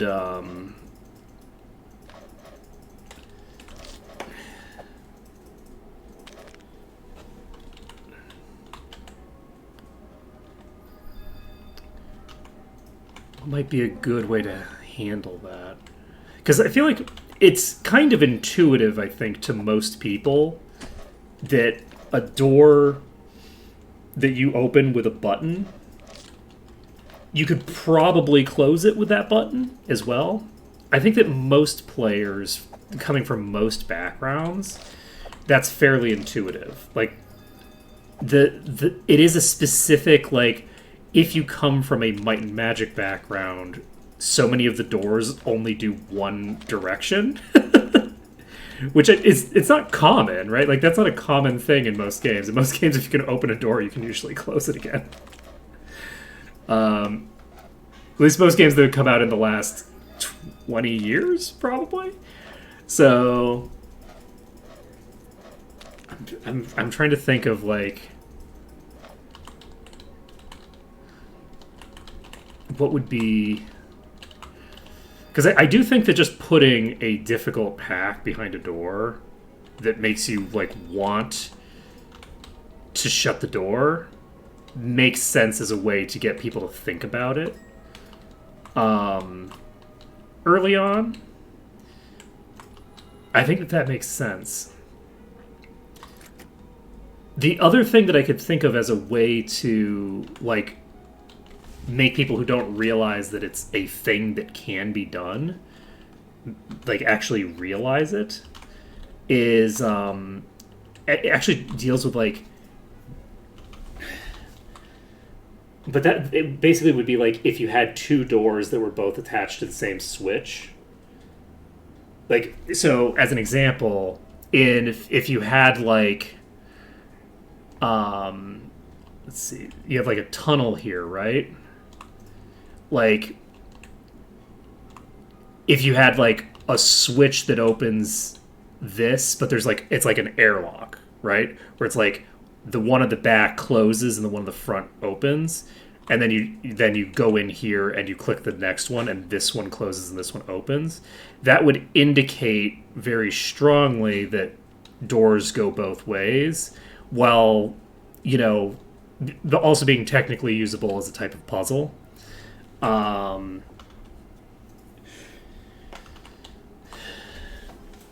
Like, those kinds of door puzzles can only be done if you can both open and close doors, right? So that is a possibility as well. If you don't want to be, like,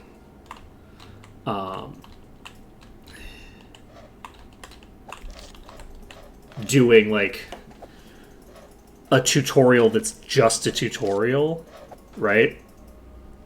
You have the ability to sort of, like, make usage of the kinds of door puzzles that are fairly ubiquitous in games generally. I guess they're not ubiquitous, but they're fairly common to have some sort of door puzzles like that. And that might be a way to make people who default to not thinking of doors as a two-way thing because of, like, their particular, like, gaming background, and, you know, making them think about things in a more, you know, oh, right, doors, they go both ways kind of way.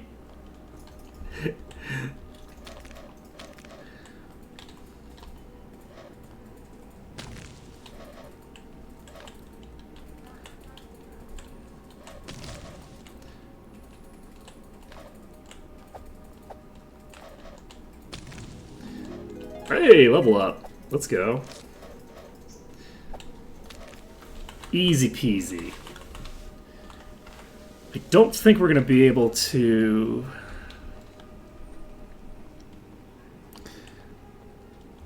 Let's see. Also, puzzles are great. Like, even fairly basic puzzles, I think, are great in games. And I love when games have puzzles in them. And, you know, a lot of puzzles at this point... The issue with puzzles is that if you've played enough games, you've often run into the puzzles so many times that they cease to even really be puzzles at a certain point. because just spatially you just instantaneously know how to solve this puzzle. But there's all sorts of people who haven't been gaming for 30 years, 30 some years, I guess 30 some years, at this point, who, even the fairly simple puzzles that you can actually put in a game are, meaningfully like a challenge for. Like, you don't need to make a puzzle super hard to thinger. But even when a puzzle isn't that hard, I think that puzzles liven up gameplay just because they require that you look at your environment in a slightly different way. And I love puzzles.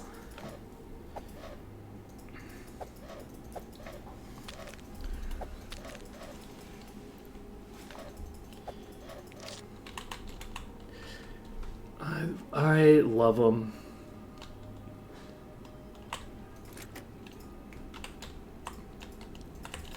And it's kind of fun because like you've got all these like riddles and shit in older games, and nobody does riddles anymore. Like Baldur's Gate 2 has, I think, more riddles in a single area of the game to do than I have seen in my entire life since then. In terms of like new riddles that I haven't seen before, as opposed to like riddles that I've already encountered and which have been repeated. I think the most number of riddles that almost like the bulk of riddles that I've ever encountered, though the Might and Magic series has quite a few different riddles in it, so it may be not the bulk of all of them combined, because Might and Magic is probably at least 20% of the riddles I've seen in my life. But I think there's at least like 30 or 40 riddles just in this one section of Baldur's Gate 2. And it's a lot, and it's great. I love it.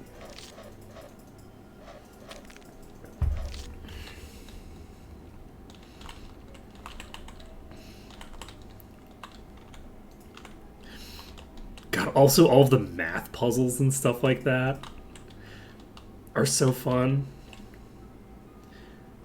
And like with a game like that, you can just like power word reload to like brute force your way through those kinds of puzzles, which I also think is good.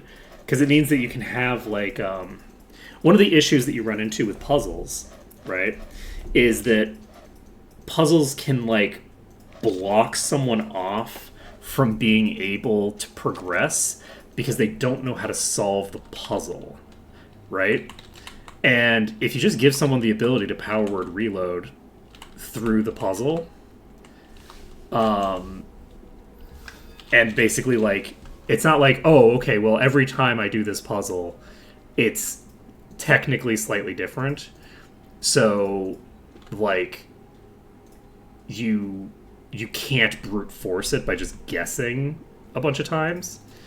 If you have it so that it's brute forceable, then it gives the advantage that, like, if some, 10-year-old is playing your game and fully does not understand how this kind of math puzzle is supposed to be approached in the first place, which is, that's my experience, right? They have these games that are made for adults to a large degree, like Planescape Torment and like Baldur's Gate and all that kind of stuff. These products were not made for kids; they were made for adults, and kids also enjoyed them, right? But like, they're made by a bunch of nerdy, 30 to 40 year. Oh, I just realized I'm in a completely new room that I haven't been in before, and I just aggroed a completely new pack because I'm cool like that. So we're gonna fight a few enemies at once, and it's fine. Ooh, you know what I should do? I should drop down. Oh, you drop down! Let's go! Oh, I can jump across. Oh, I can make the gap. Oh, that's crazy. Okay, so you are down. Oh, they aren't all jumping down immediately. Ooh, that's big. But I need to get out of here, because if I don't get out of here, I'm going to get locked in. Everything's fine. Why would it be fine? This is fine. We don't have anybody behind us right now, but eventually... I can't get... ooh, hello. Actually, this is perfect for us.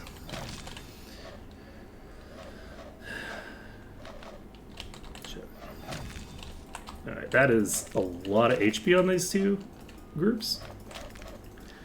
You know, there's like overall quite a bit of durability here to play with, but that's fine. We're all good.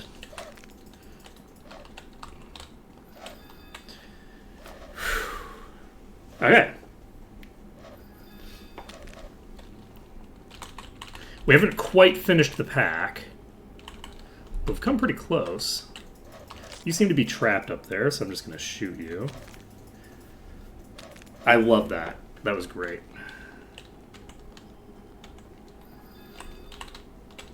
That was solid. But yeah, so anyway, when it comes to puzzle design, one of the things that I do think that modern games tend to do, that I think is a mistake, is they tend to make it so that you can't brute force a puzzle by just reloading until you've like guessed the correct answer, because they make it so that it randomizes it each time, so that you have to like earn it. But that limits how difficult a puzzle you can make, as opposed to just making a nice difficult puzzle, and then if the kids or adults for that matter can't figure it out because they don't understand how to approach the puzzle, they can brute force it and get through the content and not like what's the word? And not just get trapped behind it and unable to progress, which I think is nice. Hey, Tip Drive, how's it going? We clearing out a dungeon. We are kiting around, occasionally kiting into additional enemy groups accidentally, as one does. As one does.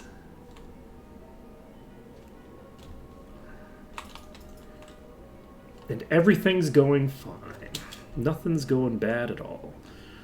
So, am I going around? I don't actually remember where I'm going, but that's fine. I think this is where I was. I think I ran into this room here. Nope, this isn't what I pulled. No, this is what I pulled. Okay.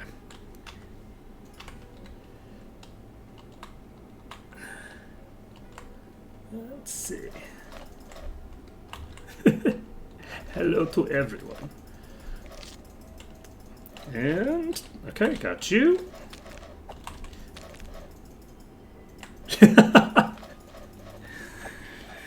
Indeed. That is, you know, look, that's what happens when people are on different parts of the universe. Though, honestly, it would be reasonable for someone to have just woken up in Singapore, too. It is 11:23. My wife's still asleep.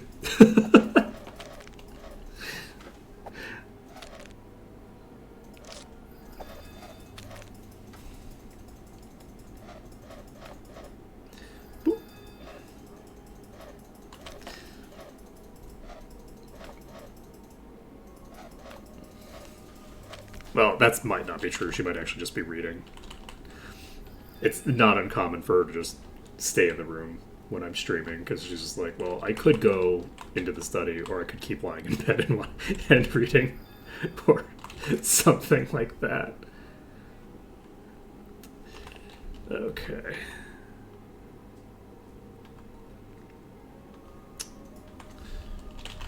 Ice Shard versus Ice Bolt. So Ice Shard is not going to be in the next build. Interesting.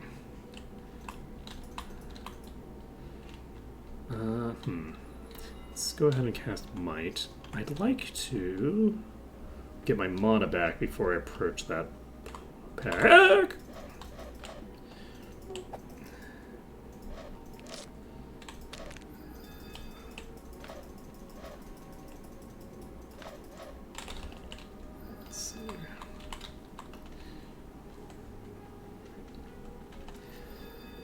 Gotcha.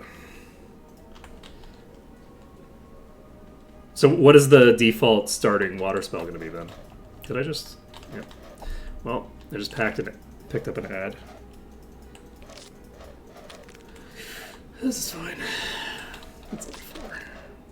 It's only 4 enemies, and I have a lot of healing left in the tank.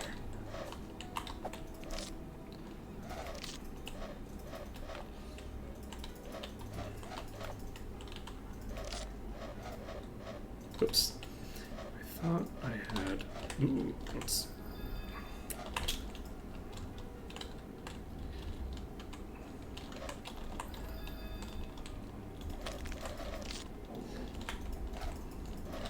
Gotcha. That makes sense.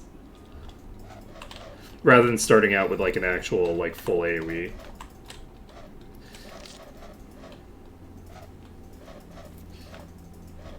I guess since these are just archers, I can just keep spamming W. Why am I thinking of it as W? I'm spamming back. Like the browser back button. Why do I think of that as W? That doesn't make any sense. W is... You know what? Mouse back. It's W. Why? Because I said so. That's just the world that we live in. Okay. Wait, we just leveled up. Let's see. And...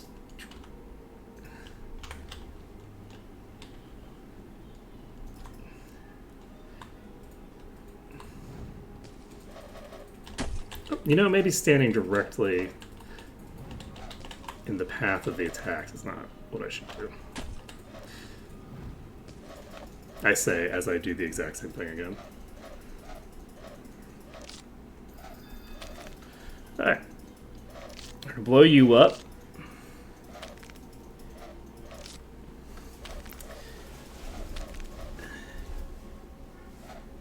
Scary. Stop hitting my healer. This is unacceptable behavior. I need you to spread your damage out. Spread it out so that I can heal more efficiently. Get with the program. Might be fun to do an all-cleric run. Have each one of them just focus on a different, like, buff angle. Just be, like, mostly like a melee style of run, but, like, with more of a paladin-ish flair.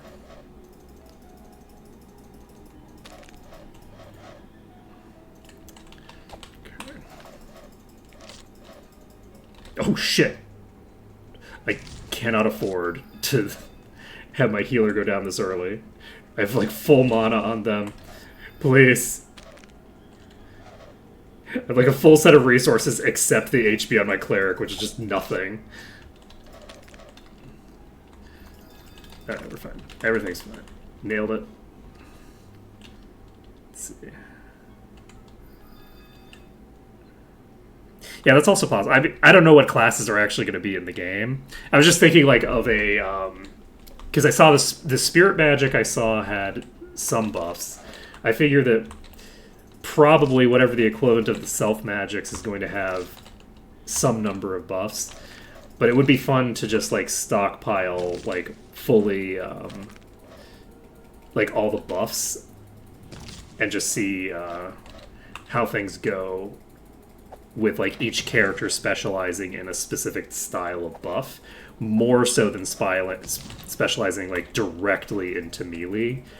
Or, you know, whatever their weapon type is. I think that might be interesting to play with.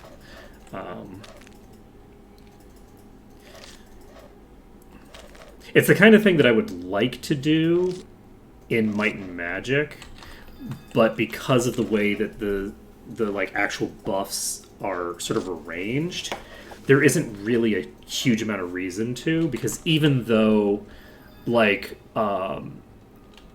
even though the buffs are spread out through the different like things, they aren't really worth investing in a lot of the time. So, like, as an example, Fire Magic has one of the most important buffs, right? Fire Magic has haste.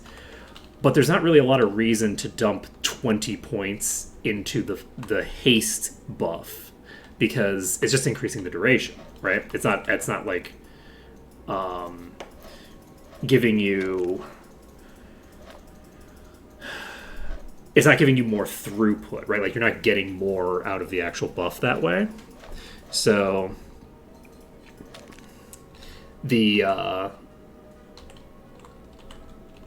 so from my perspective, that's interesting. Its body isn't disappearing like they usually do, because this one didn't seem to activate when I was shooting it, and I thought it was maybe just because of the location it was relative to me. But usually their bodies disappear after they die, right? This one isn't. So interesting. Psionic damage, water damage, magical artifact catalog.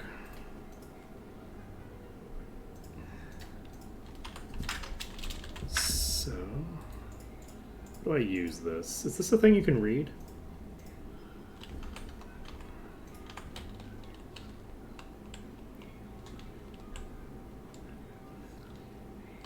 I think that was...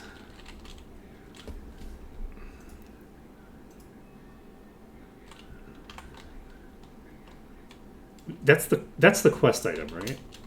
That I need? I think that is. But I don't remember how... Did I read it the last time?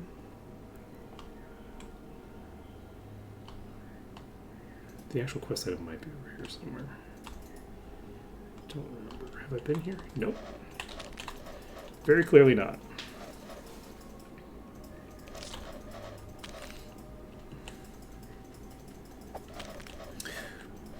There's a movement speed buff in Body Magic. Does it scale with your skill?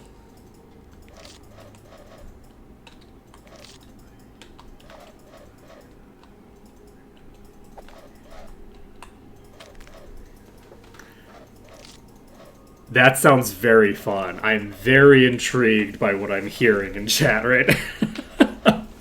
That's what I'm seeing in chat. That sounds very interesting. I love movement speed buffs. Movement speed buffs make me very happy. I really like movement speed increases.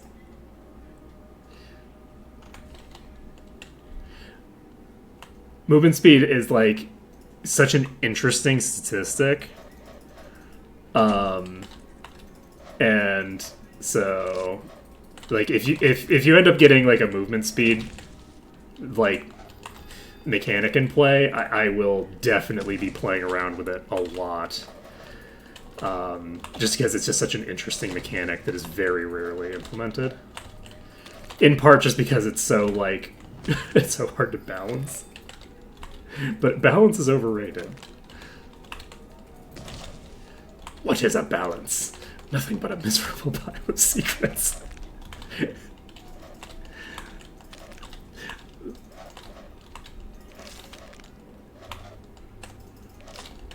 Okay. Okay.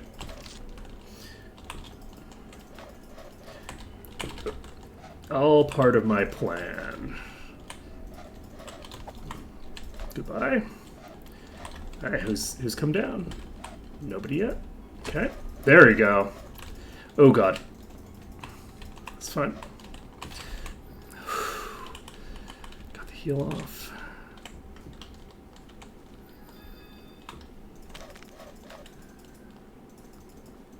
Aw, so sad. Like you don't want to just let me kite all the enemies with like massive, speed buffs? Do full celerity build? Live out my vampire dreams?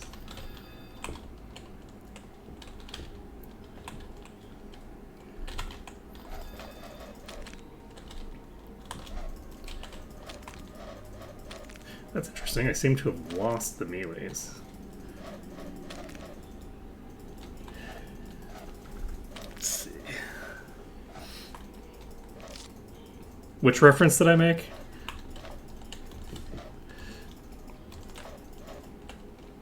You'll hear me quoting Dracula very often. That's not necessarily true. I don't actually say that quote very much, but it's often in the back of my head somewhere. Okay. Well, get stuck, man. Oh, yeah. Look. Celerity is great. And I love celerity. It's a great thing. I think celerity might be the thing. So celerity is basically like what I think Vampire the Masquerade refers to. The speed, because vampires are associated with like superhuman speed. Celerity is the way that it's described in Vampire the Masquerade. And I don't know where else celerity is used. It's used in a few other places. But it's like not a common word to be used to describe like speed. But it's in game circles. It's used periodically. Celerity was one of the spells. It's a haste spell in EverQuest as well. But like again, it's like an uncommonly used just like speed thing. But yeah,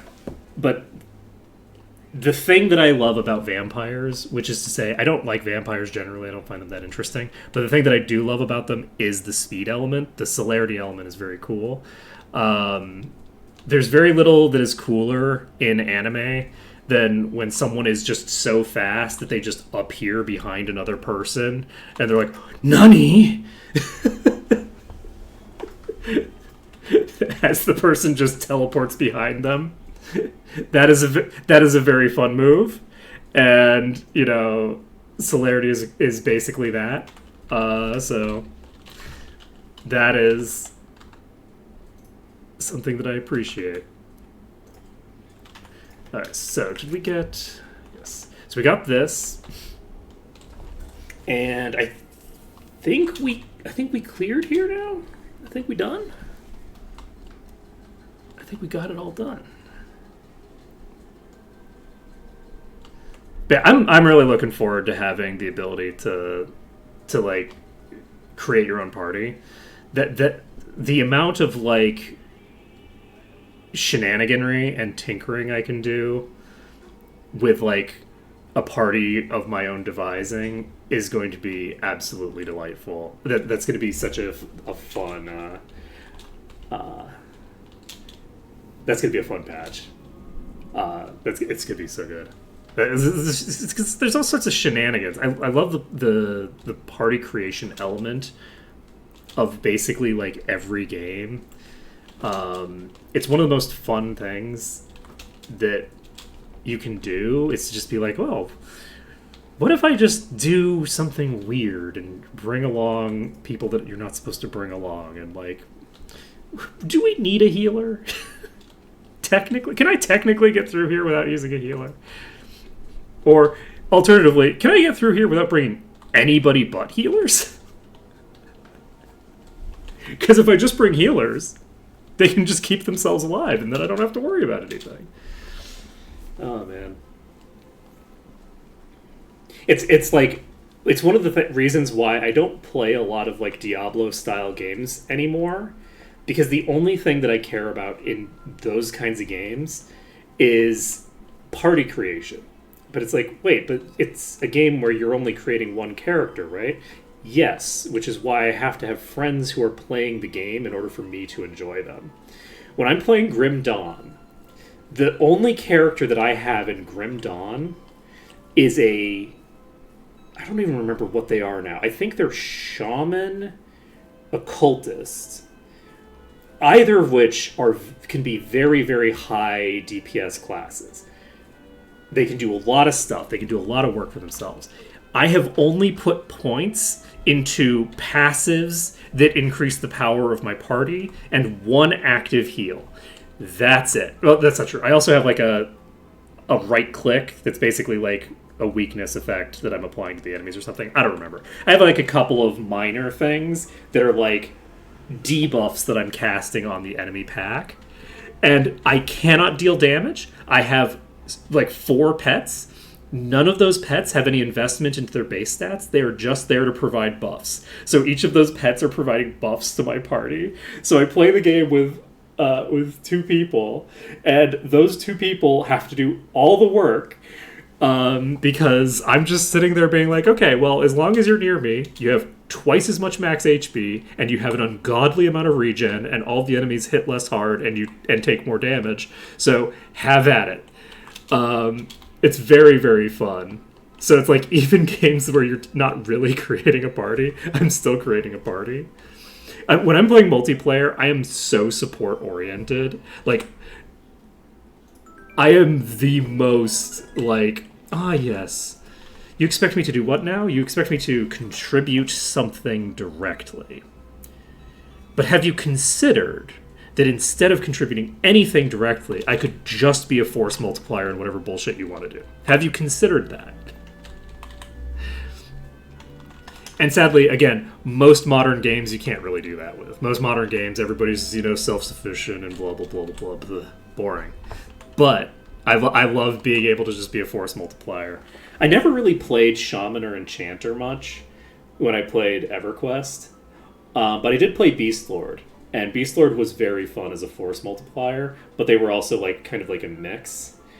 But yeah, when I'm playing with my friends these days, it's just like, okay, well, I'm just gonna play a force multiplier. You all do your thing. I will do nothing. I'll just exist. I put it on my character there. I have actually put all of my points into durability and nothing else. It's just exclusively put into defensive stats, so that I can basically tank as much damage as possible, and it's fun. Oh yeah, people don't play enough hard support. I think I finished everything. I think I cleared everything. We got all the stuff. That was very fun. It was interesting seeing the actual spells. The Meteor Swarm is very fun. It's very fun to play with the Meteor Swarm because the enemies move out of the way pretty rapidly, so it's really great for pulling. But the other thing is that you can just kind of jump into the enemies and jump out of range of the meteors as they fall all over the space that you just targeted that was right next to you. So because you can basically make them turn in such a way that they're not really getting that much stuff. That was very fun. That was very enjoyable. I'm having a lot of fun with this. I'm looking forward to seeing more of the stuff. It'll be interesting to see also, because you all are doing the what is it? The Steam. What's this thing called? Next. I should know these things. Steam Next Fest. There you go. And so you all are going to be doing a stream over a couple streams over the weekend, right? It'll be interesting to see. Are those able to? Is there going to be a VOD? Can we watch the VOD of that stuff? Because I'm going to be asleep. At least for the Sunday one, I'll definitely be asleep because it's 3 a.m. Well, I say definitely, but yesterday I was up until 5, so there was that. But I think I'm back on an okay schedule. I think I'll be fine.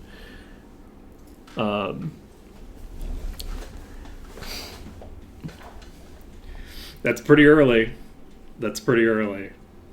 Yeah, I streamed that early because, I'm streaming for mostly a bunch of night owls in America and Europe. But let's see. You might want to save a recording of it locally. I don't know how viable that is for you in your setup, but if you're struggling to multi-stream, multi-streaming is I think more intense than saving local VOD, but there is the problem with size. Videos are huge. I haven't played around with video editing and stuff like that anytime recently. It was years and years ago that I was doing my runs not live, and I had to have all the VODs, but yeah. Well, hopefully there's a VOD of it that I can look at because that seems like fun. I'm wondering if I should end now, or if I should do, if I should putter around with something else for the last part of stream. What would I putter? I could show my Grim Dawn character to give an idea of how silly they are. I'm going to do that. I'm going to load up Grim Dawn. We're not going to do anything because I can't do anything with this character, but I think that it'll be funny just to show the silliness of it. Let's go Stream Manager. We can change what we're doing here. I don't need to change the title. We can leave the title. But I do want to swap the category because we are. I don't want people to show up faking that we're doing something that we're not doing at the moment. So, Grim Dawn.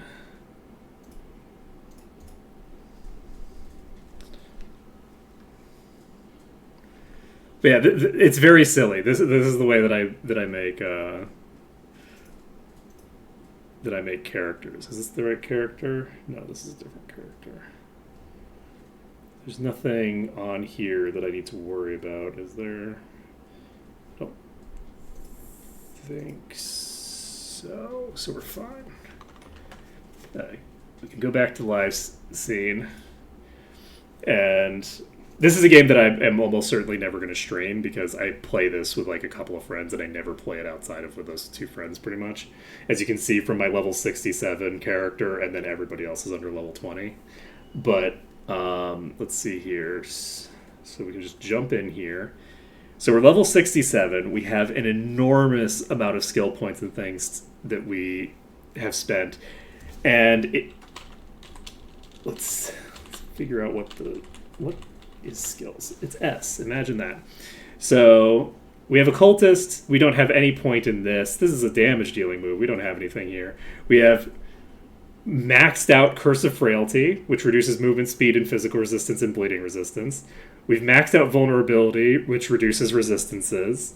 We have maxed out Blood of Dreeg, which heals, gives regeneration, and it does acid retaliation, so technically it's a damaging move. And then we have Aspect of the Guardian, which gives a bunch of bonus stats to everyone who is on this, gives some physical resistance, gives some damage buffs, and retaliation damage buffs. So this is like a buff that hits everyone around me, and this is my clicky. This is the thing that I am actually clicking on. Then I have 1 point in Summon Familiar. I think I have a +1 bonus to all of my occultist stuff, which is why this has 2 in it right now. That's why it's blue as well. So I have 1 point in this in order to get access to, which we have only 1 point in this as well, which you'd think as a support I'd want it, but it's more of an active thing. Don't give a shit. We have 12 points in this, which is just an elemental damage and resistance buff that goes to my party as long as my Raven is up. Then we have a Hellhound, and I have the Hellhound for some reason. I don't have any buff. You don't have any buffs. Did I put... I think I gave you... I think this is the ability that has the... I think that's what this symbol in the corner is that's one of the things that I've attached a thing to. Where is... That should be under here. So that's under Devotions. So I think... Where are the things that I've finished? Is it the Scorpion? Yes. So if you see this Scorpions thing, there's a 25% chance that my Hellhound, when it attacks, will deal a decent amount of poison damage, but also reduces the defensive ability of the enemy. So I have a debuff that's attached to my Hellhound that I have 1 point invested into because, I don't need to power up my pets. Who needs that? 1 point into Bloody Pox. This is like a damage over time ability. I have the 1 point in it so that I can put a bunch of points into wasting, which reduces their offensive ability. It's fully just like every point here exists for the purpose of either buffing my party or debuffing, including the pets, right? The only reason I have Summon Hellhound is a vehicle to deliver the poison sting from that thing. So that's the occultist side. Then the shaman side, which has a huge amount of really cool stuff that they can do. All of this stuff really awesome. My wife, her character is like this shaman build, doing crazy amounts of damage, blowing everyone up, huge damage, so much fun. Nah, we haven't invested anything into any of that stuff. None of it. We have full points in Mogdragon's Pact, which increases HP regen per second for everyone around me, and increases their physical damage done. Like, very cool. It also has a celestial power from one of my things, which gives, like, a 15% chance when I'm hit to, like, heal a bunch. We've got Heart of the Wild. This increases HP regen for the entire party, reduces poison and bleeding duration, and gives people bonus health. And then we're putting points into Oak Skin now, which just is doing all this stuff. So this is, and then we have the Briarthorn. Again, we put 1 point into it. The things say 2 because we have a thing that gives a point for everything, all of our skills. And then we have, the reason that we've invested into this is to get that emboldening presence to give a buff to all of our allies. So, like, you would think I have, like, oh, okay, you've got this cool pet build where you buff all your pets. No. My pets are all garbage. They don't do any damage. I don't do any damage. My pets don't do any damage. Nothing about me does anything except debuff. And a few buffs. So I'm buffing my allies. I'm debuffing the enemies. It's the kind of build that seems like it'd be like, oh yeah, that's a pet build. It's like, I mean, if you count my party members as pets, because my pets don't do anything. So anyway, that's the setup that I have there right now. But that's not it, because I also have my gear dedicated to the same thing. So this item gives me a buff to all of my allies' offensive ability, as long as they're close to me. And that's why I have this equipped. Do I have anything else that gives... So I have gear that's giving me plus skills to Blood of Dregan Thinger. I used to have exclusively defensive ability gear in order to, like, maximize my personal tankiness. So that it would basically be impossible for me to die. But they made some changes that changed the way that works. So, but I also have Battle Cry, so emboldens nearby allies when I get hit. Let's see. We have this, which gives me experience bonus, which I have mostly just for funsies. I have a clicky heal that I don't use very much, but which is there. It also gives Blood of Dreeg bonuses. Do I have anything else that... Because you see all these boosts to Aspect of the Guardian and stuff like that? Those are all, like, boosts to thingers. I do have this, which I got this as a... like, when I finished the main plot or something, I think. Like, when we beat the game, we got this. And this does give me a summon that is actually good. This is a summon that actually does stuff for me. So technically, I have a summon that can do something, though they mostly just seem to die. Let's see. So this is another one of those things that I have. I have a relic here that gives me a buff for all my allies. So, like, the entire build is just buffing. So the thing that was summoning related. So basically, what I've got is I've got summons that I can summon, but they don't do anything on their own. They're just there to give buffs to me, to give buffs to my allies, and to give debuffs to my enemies. They can't hit for any damage because I've only put 1 point into them. They can't do shit, but I've maxed out their buff skill. So I have a build that feels like it's a pet build, in the sense of, like, you know, oh yeah, you get all these auras going, and then you have all these pets, and it's crazy, and it's super good. It's like, kind of. except for the fact that the pets don't do anything except also buff people. Anyway, so that's my Grim Dawn build. I think that it's very funny. I cannot do anything. I just if I walk up to an enemy, I will not die. I am absolutely immortal.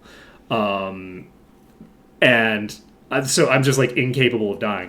However, I also can't do anything to anybody. My pets just stand there going, "Rrr." Yeah, I mean, it really is party members as pets. That is the way that I would describe how that character build goes.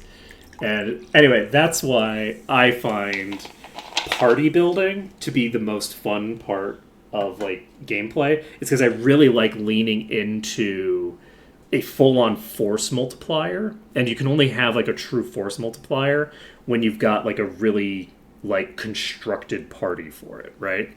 And obviously, my friends did not create their characters with the intention of me just buffing them. They had no idea that I was going to do nothing but buff them when they were creating the characters. But anyway, it's been very fun. The other thing that's very fun is that when they get too far away from me for too long, their buffs wear off, and then an enemy will one-shot them because they've made their build with the expectation, right? Like the amount of durability that they're stacking is kind of like based off of what their typical gameplay experience is, which is them with all of the massive buffs that I'm giving them. I'm like doubling their max HP and shit like that. So like they're expecting that, and then the second that they're away from me for more than 30 seconds, Blood of Dreeg wears off and things just start one-shotting them. It's really funny. Anyway, that's that. I just wanted to show that off because I just think it's kind of funny to have a build that's just support like that. So I think we're going to end things here for now. It's noon. It's fairly early for us to be ending stream, but just doing a short stream that I can then... I have a bunch of housework that I need to do today as well. So I think we're going to do that. So that's going to be it for today. So thank you for watching. It's been an absolute pleasure to stream this for you today. I really enjoyed doing the Wardens of Chaos demo again. Just like doing it like as a ranged character. Will we ever do it in a balanced and reasonable way? Almost certainly not. That doesn't make any sense. Why would we do something silly like that? You either do all range or you do all melee, right? Those are the only options. But I'm looking forward to seeing more of that. And then on Monday, we will be starting up... We'll be continuing with the run that we were doing with the merge Maw thing, which I think is going to be a lot of fun. I'm looking forward to that, and we'll start getting back into a normal schedule from there. I might mix things up and do some like FF12 in between, because I really want to finish FF12. I'm very interested in what I was up to there, and I want to finish the things that I start. This is the thing that I want to start doing. 2024 is the year that I start finishing games, and we're gonna make that happen. So yeah, later, folks.